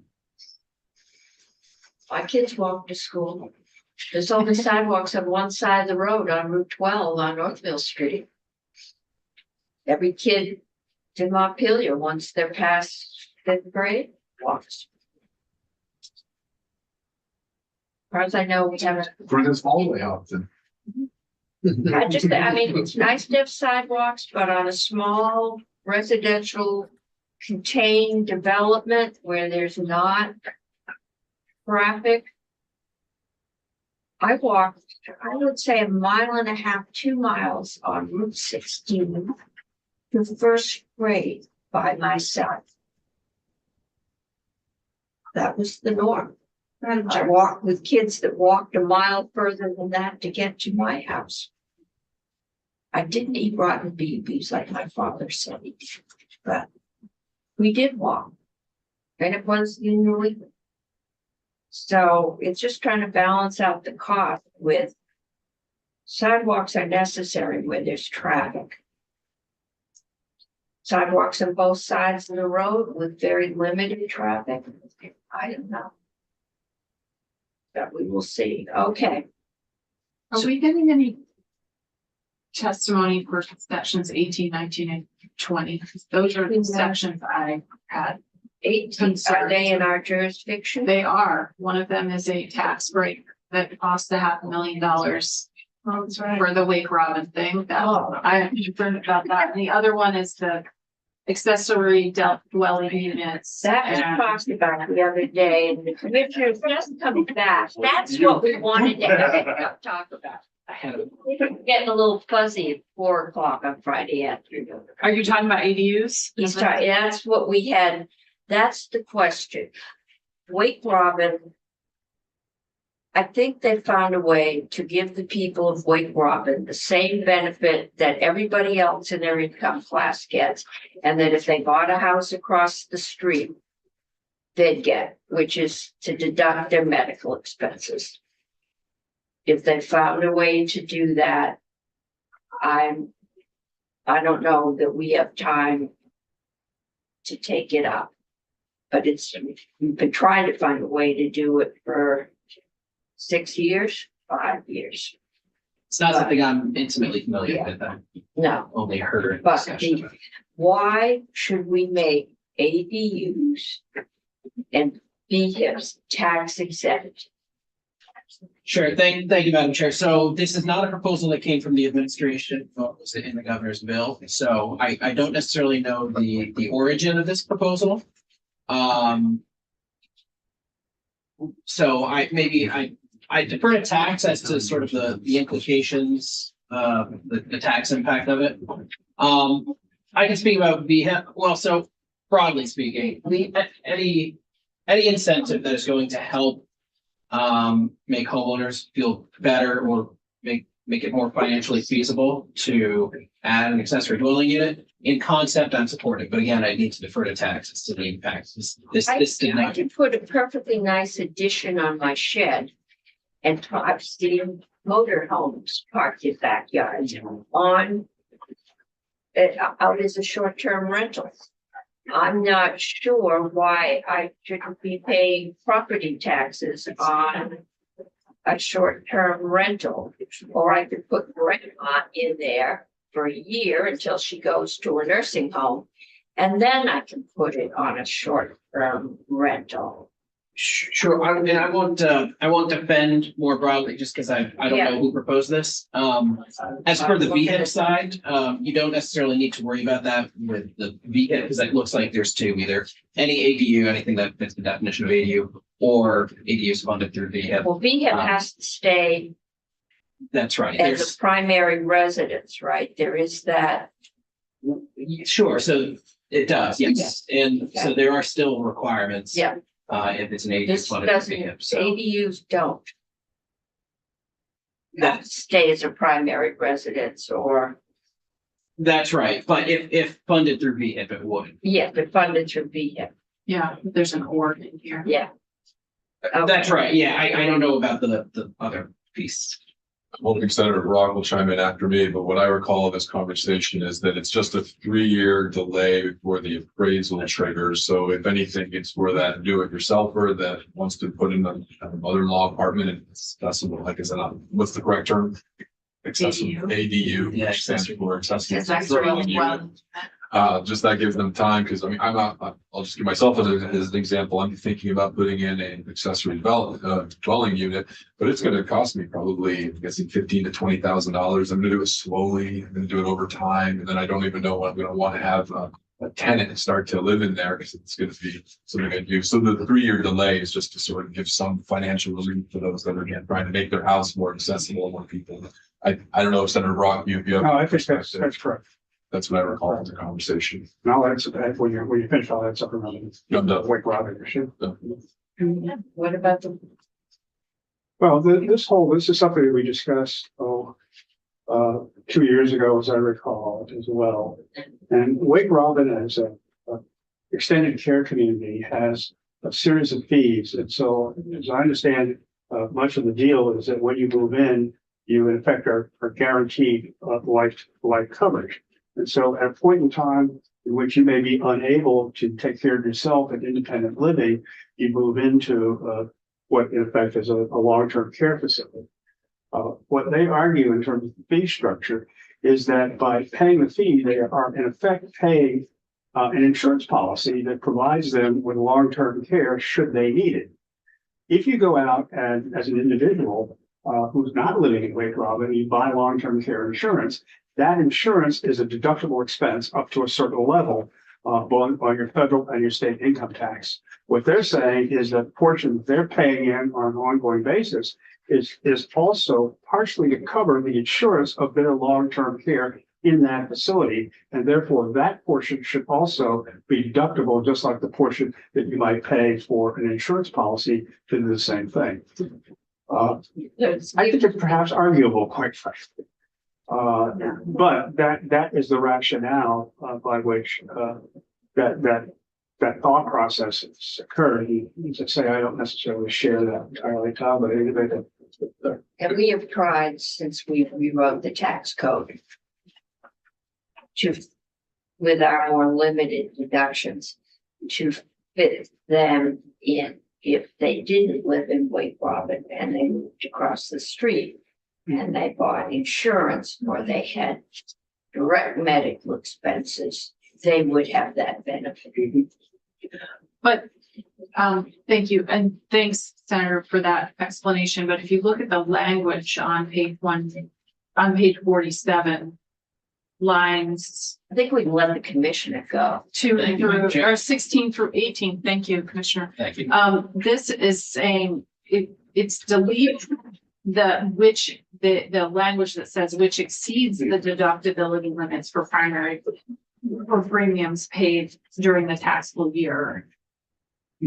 Unqualified long-term care insurance contracts. So it's giving them a bigger benefit, it sounds like, and maybe this is something we just need to hear from. That is what the intent components of that section. Yeah, so this is just giving people who are living in Wake Robin a bigger bonus than what those of us who might buy long-term care insurance without living there would get on our taxes. At least that's the way I read it, and I could be wrong, but it's just concerning to me that we would be giving a tax break this big to this population in a time when we are going to really need all the revenue we can get to meet some really basic needs of the state. So my suggestion is if you want to get more detail as to the rationale behind it, one of the opponents on the health the Economic Development Committee who supported this particular piece of the bill would be best. okay. And maybe just also asking council when they come in, but do you have? I can tell you that's just simply what their rationale was. Thank you. Okay, so this basically says you have Kirby do the drafting on this? I think it's John Gray. John Gray? Yeah. Okay, Around maybe in the section. it might be Kirby. Oh, Yeah. the section. Could we see if Kirby is free? And have him come down? We can't get John Gray till 4. I'm not sure where he is, but he's tied up. So we'll see if we can get Kirby. Are we set to let the ADUs go at this point? As in, take them out? Let them stay in. So my thought on section 20 is, it's a two-parter. Number one is, you receive the grant or loan from VHIP. You're already getting a value there by receiving that grant or loan. I don't know why we would then double up on that and give them 3 years of not having that increased taxable value. So that's, you and your neighbor do the same thing. You get VHIP, they don't on their apartment building. You get the grant and you get 3 years. Your neighbor who did it with no grant, all out of pocket, has to pay full boat on those additions to the property. And then number two, an ADU, kind of like to Tom's point, gonna do it over time, gonna make an ADU at their home. They have a space. They're gonna be receiving rental income from that. We've loosened the restrictions on ADUs over the past few years. Again, I don't see the value in that when, as Senator Hardy just stated, thinking about state revenues, and I'm thinking about the education fund. We had a big discussion about the project TIFs, the CHIP idea here, foregoing that revenue again on this. I think you're just getting a lot of value out of VHIP for one. So extending that for 3 years and then also the relaxation of our ADU and expanding that, you're getting another benefit there. So I just don't understand the sense in pushing it out 3 years and foregoing that Okay. property benefit. I think we should get rid of 19 and 20, because 19 is the statutory purpose language that's required. So we want to take out, I'm looking, do we want to take out that section? I'm looking at the JFO note on, it came out of appropriations and I'm 99% sure they pulled all these sections. So does that factor into this discussion that appropriations pulled this language out? They pulled it out Or just the- because they're gonna wait till the Okay, end gotcha. to see if they put it back in. They pulled out 22. So the JFO note does not, it strips sections 18, 19, we're 20. still trying to get Ted in here, and he's coming at 4 2. Oh, they stripped out 18, 19, and 20 Yeah. And 21. and 21, just appropriation. So Oh, the there's two appropriation. JFO notes on 127 and the one on appropriations, all the sections that we're talking about now are stripped. But this gentleman probably knows. There's Kirby. That was fast. In between testifying and ways and means, so, Oh, um, well, we're Got going one. back. Yeah. Where are we going back to? Do you want Kirby to sit? Insurance. do you need me? I think so. We're looking at 127, and you might not even be the right person. But this is the Wake Robin, Oh, I can talk about that. okay. I mean, all we've got is the change, Don't ask me about not the tips. law. No, we're not gonna ask you about tips. I know we've been trying to find a workaround for Wake Robins since we changed the tax code. And we haven't. It's not clear to us what this bill does because we just have the two sentences that get changed kind of out of context. Okay, So right now, because they pay a monthly fee, which includes housekeeping, 1 meal a day. I'm just going by the one I marketed, but there's a whole slew of things. The property taxes are in there, snow plowing, lawn mowing. You pay that. At Wake Robin, that also includes some portion of it, and they haven't been able to break out what that portion is, or they're unwilling to break it out. Goes to cover your cost if you need to go into their long-term care facility. They're unique in this.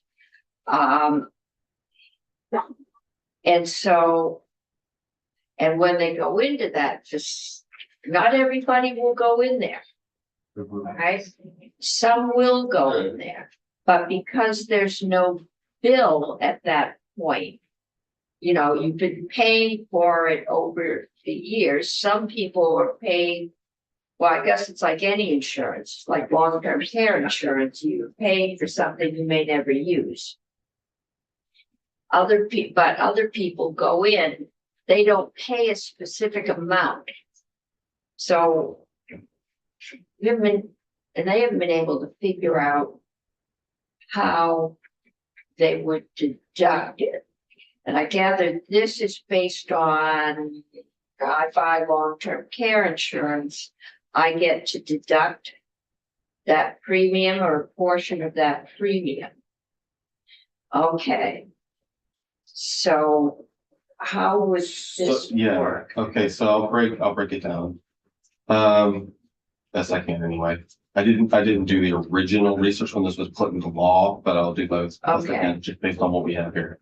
So at the federal level, we'll start there. This is something that possibly flows through to Vermont, right? Right, At the federal level, we're not talking about the facility, we're talking about individual taxpayers. right, An individual taxpayer can itemize their taxes at the federal level. That means they're not taking the standard deduction. it means it's financially worthwhile for them to itemize. Right. Which the current state of the things at the federal level, just for background, is that there are quite large standard deductions at Yes. this point. So you really need to be able to rack up a lot of itemized deductions to make it worth it. Right. So to start things off, if someone's looking at possibly using this, they would have to itemize at the, they would have to itemize the federal level. And it would be a lot of medical expenses probably. Okay. Like so many they medical probably have expenses. some major surgery and chemotherapy and Yeah, other expenses. so in general, Vermont does allow when a person itemizes for medical expenses at the federal level to decrease their taxable income by that amount. We don't make you itemize, you just can go ahead and deduct. If you did it at the federal level and you itemized and it was worthwhile to do that at the federal level, then Vermont will allow that deduction to flow through for medical expenses. Except one is not the amount that's equal to our standard deduction, which again, you can't take a standard deduction at the federal level if you do it this way. So Vermont kind of doing the same thing with the way this is structured. You take the Vermont standard deduction and Vermont personal exemptions, and you take that out of what you're going to deduct. So it's what exceeds that amount. Standard deduction. It's the same thing we do in charitable contributions. 'Cause that's where all the focus was when we changed this. Yeah, so Vermont allows you to deduct it, but only the amount that exceeds what your Vermont standard deduction personal exemptions are. And that's kind of that, so that's like the base, right? Right. And then there's this one provision here. That's like, except any amount you deduct at the federal level that's attributable to payment of an entrance fee into a facility like we're talking about, right? Or recurring monthly payment made, but specifically that exceeds the deductibility limits for premiums paid during the taxable year on, so the amount that exceeds the premiums that we're paying. For your entrance fees and your monthly payments for these things. That's the policy that this amounts to, I guess, is just Vermont saying, we don't think that these are normal medical expenses. This is something different. And yes, we're sympathetic to when someone has like a large amount of medical expenses, and we'll allow you to deduct that. If you're going to be able to use this in Vermont, it means that you've itemized at the federal level, it exceeds like the standard deduction, and you must have a lot of medical expenses, and we're going to allow that deduction. But we're not for this thing, not for these payments to stay at this. Because you may die in your apartment and never go into their long-term care facility. I think it's to say that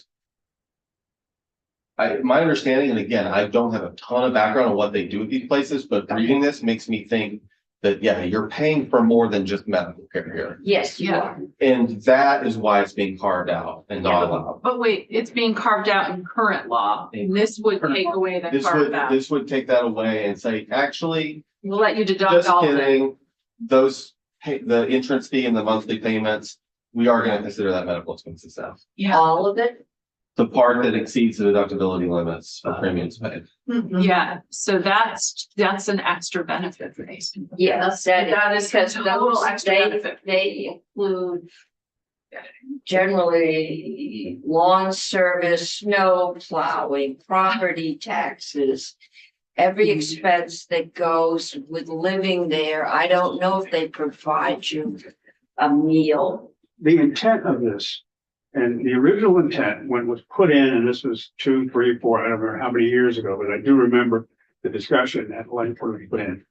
The issue was that people who were living there had this benefit, which was effectively an insurance benefit, meaning that if they reached a point at which they needed long-term care, much like you would if you had Alzheimer's or something, and you had to be put into a facility, that cost of the insurance that you would have to insure you for that care was embedded in the wake robin bill for administrative service, whatever it is, was somewhere in that bill.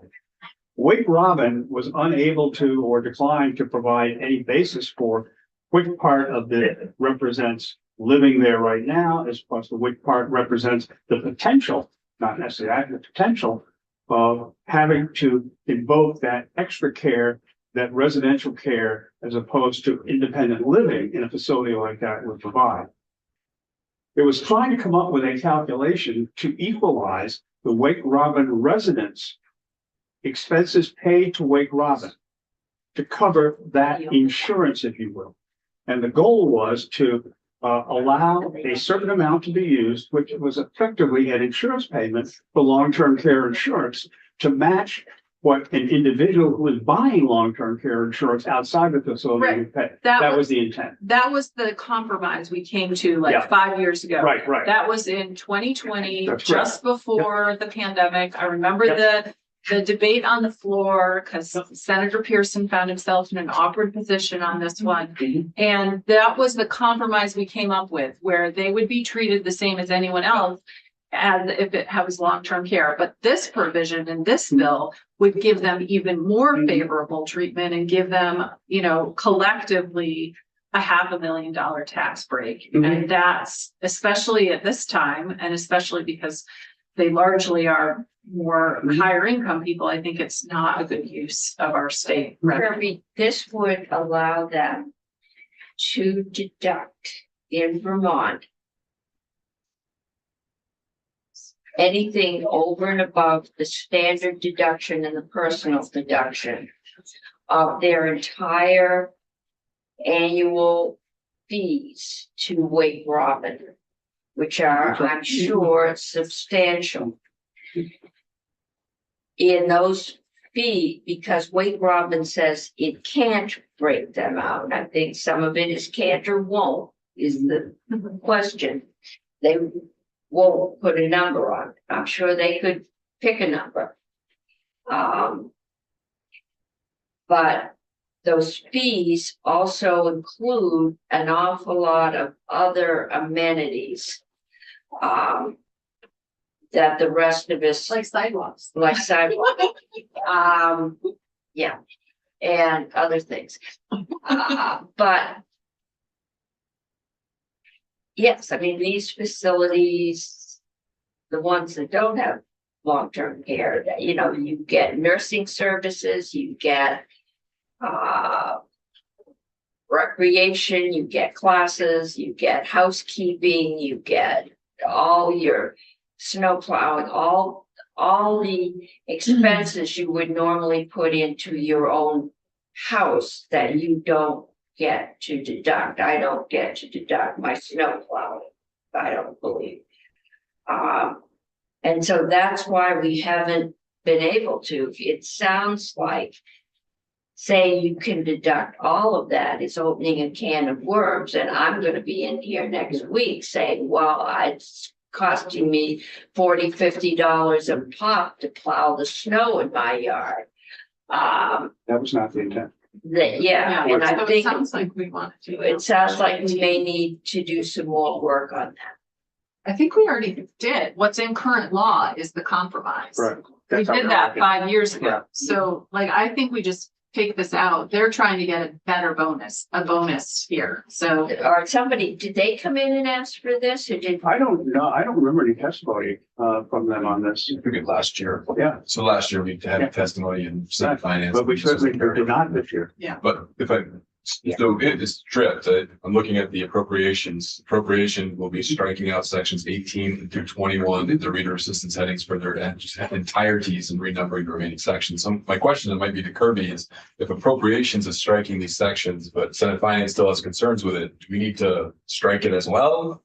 How does that work? I think approach standardly takes anything with a dollar amount on it. That was the thing with the downtown tax credit. They assume that the committee of jurisdiction wants it, otherwise they wouldn't have asked for it. Right. yeah, I think And we need to. If the funds are available, we put it back in, Yeah. is generally their rationale. Right. Yeah, So we don't think it's a good idea. We should amend to remove it it. should take out. I was in the room when it went through first. Okay.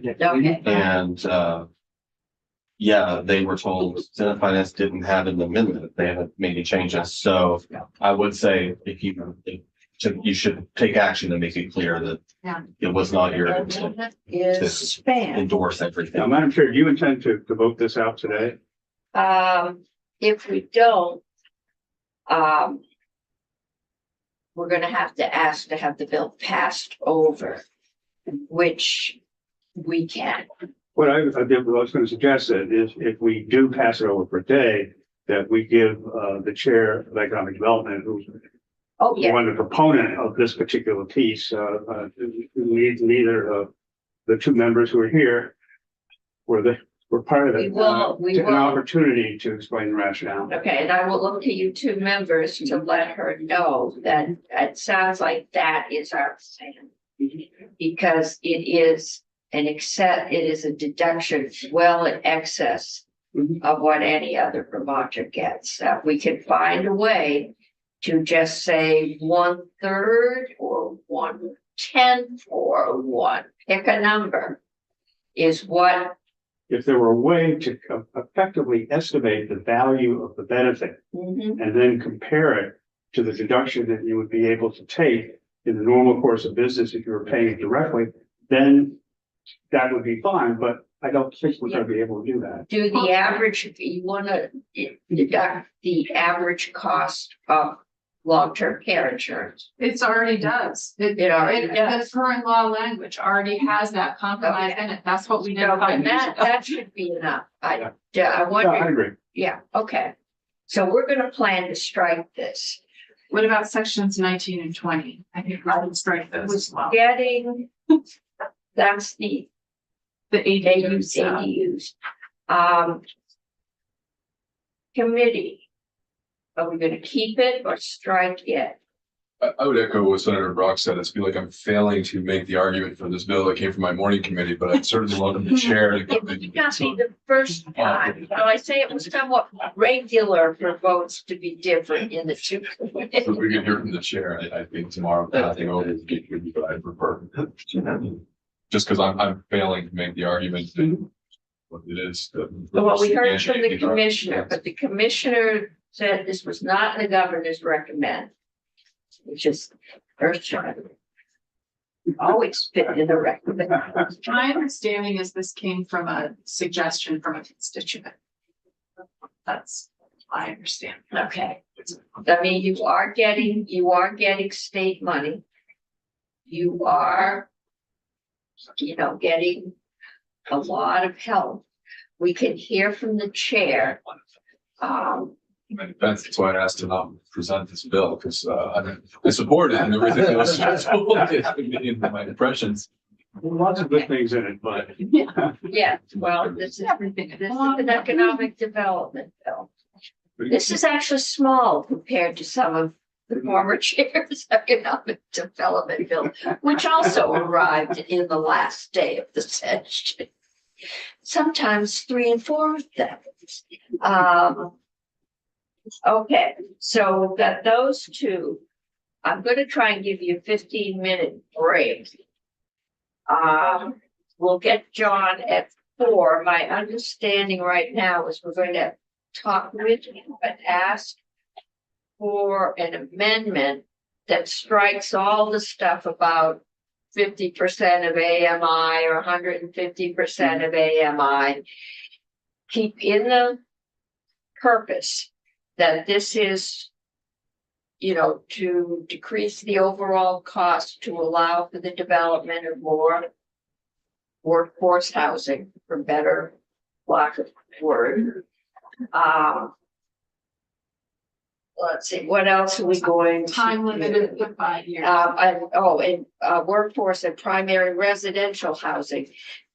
And then add a sunset, and we probably should do a sunset after 6 and an evaluation after 5, so that you don't shut down the program for a year while you evaluate it. And that part of the evaluation will be how well we have met the purposes, how many units of affordable, choose your definition. What have we built? Where's it been? What did it cost? I'd like to see some form of evaluation in the middle of this period. In To say, 250? are we making the progress that we think we are? Because what we don't want to wait and spend, all the time and money for 5 years. And then do an evaluation after that. And at that point, you can't stop it to save any money. Well, how about a report back after 2 years, or 3? I mean, it takes a while. Yeah, I just get that. I don't Take think a you're gonna while. see a lot of.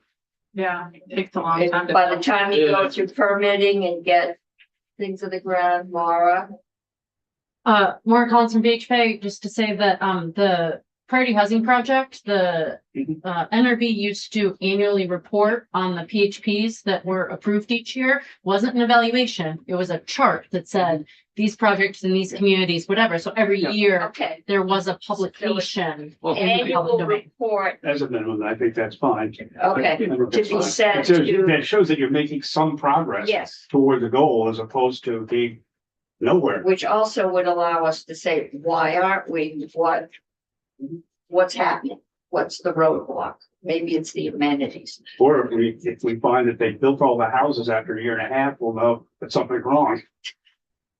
I would say, that sounds great. I would add 2 things. Senator Matos made the suggestion that there are some things in here that VETC has to program requirements so Yep. that it's sort of an evaluation of the purpose and the program requirements to make sure that the program requirements are being met. So that I would add that. And I also would delete commercial and industrial facilities from the definition of infrastructure improvements and add sidewalks. Sidewalk, not an amenity. It could be an amenity, I suppose, but maybe. It is an amenity. I think that's a standard With that, definition. which would. Well, it might be included in Sidewalks are, transportation infrastructure, sidewalks. is walking transportation. Okay. I think you might want to leave, industrial makes me nervous. Commercial, I know they've rezoned finally. The lower end of Barry Street, which is the road the Catholic Church is on just before Sarducci's. Yeah. I am told by the former mayor, they have rezoned that to have the same density as Barry Street does now. And they're looking at mixed use, commercial, industrial, or commercial probably there. And then as you go up the hill, which goes all the way up to Town Hill Road, you will probably see the size of the houses getting larger. But you may need to put in new commercial store fronts with housing over it to make it work. I hear that, but this is the definition of infrastructure Improvements. and infrastructure improvements and commercial and rent and industrial. That's not infrastructure improvement. That's actual like development. So that I have no problem with the mixed Okay. income. It's just that's not infrastructure. No, I don't think it is. I just think it's an oversight by the morning committee. Oh, okay. All right, well, that makes sense. First of all, sorry I stepped out of it. I agree, let's drop it. I do recall in committee conversations, there was a lot of effort, Senator Brock, you want to speak to this, to just broaden this, which I think we successfully did. And there was interest to make sure that Rutland County, which isn't necessarily as much struggling with a housing crisis as much as economic development, needing more economic development. Maybe that's when this came into that conversation, but I think it's justifiable to remove it. For all the reasons that we raised. I also do support the sunset perspective repeal. Yeah. I think that makes a lot of sense to have it come back to us 5, 6, Yeah, 10 years. I think don't we'll see watch in the it. future. We just want to keep the future legislators busy, so that's. I want to give you a 10-minute break. Yeah, You he's the continue commissioner. this discussion when we have a draft and make sense out of it. Wait, is Kirby's not the draft? No, Is he? John Gray is. Just to clarify, you're not, it's Cameron, actually. It's Cameron? John's name was put on some documents because Oh, John's been walking through the tip. yeah. Cameron's really like the project lead though. Oh. Senator. Can we Then we need get him. See if we can get. Unless you're making, I mean, you could have John if you're making major changes to tips.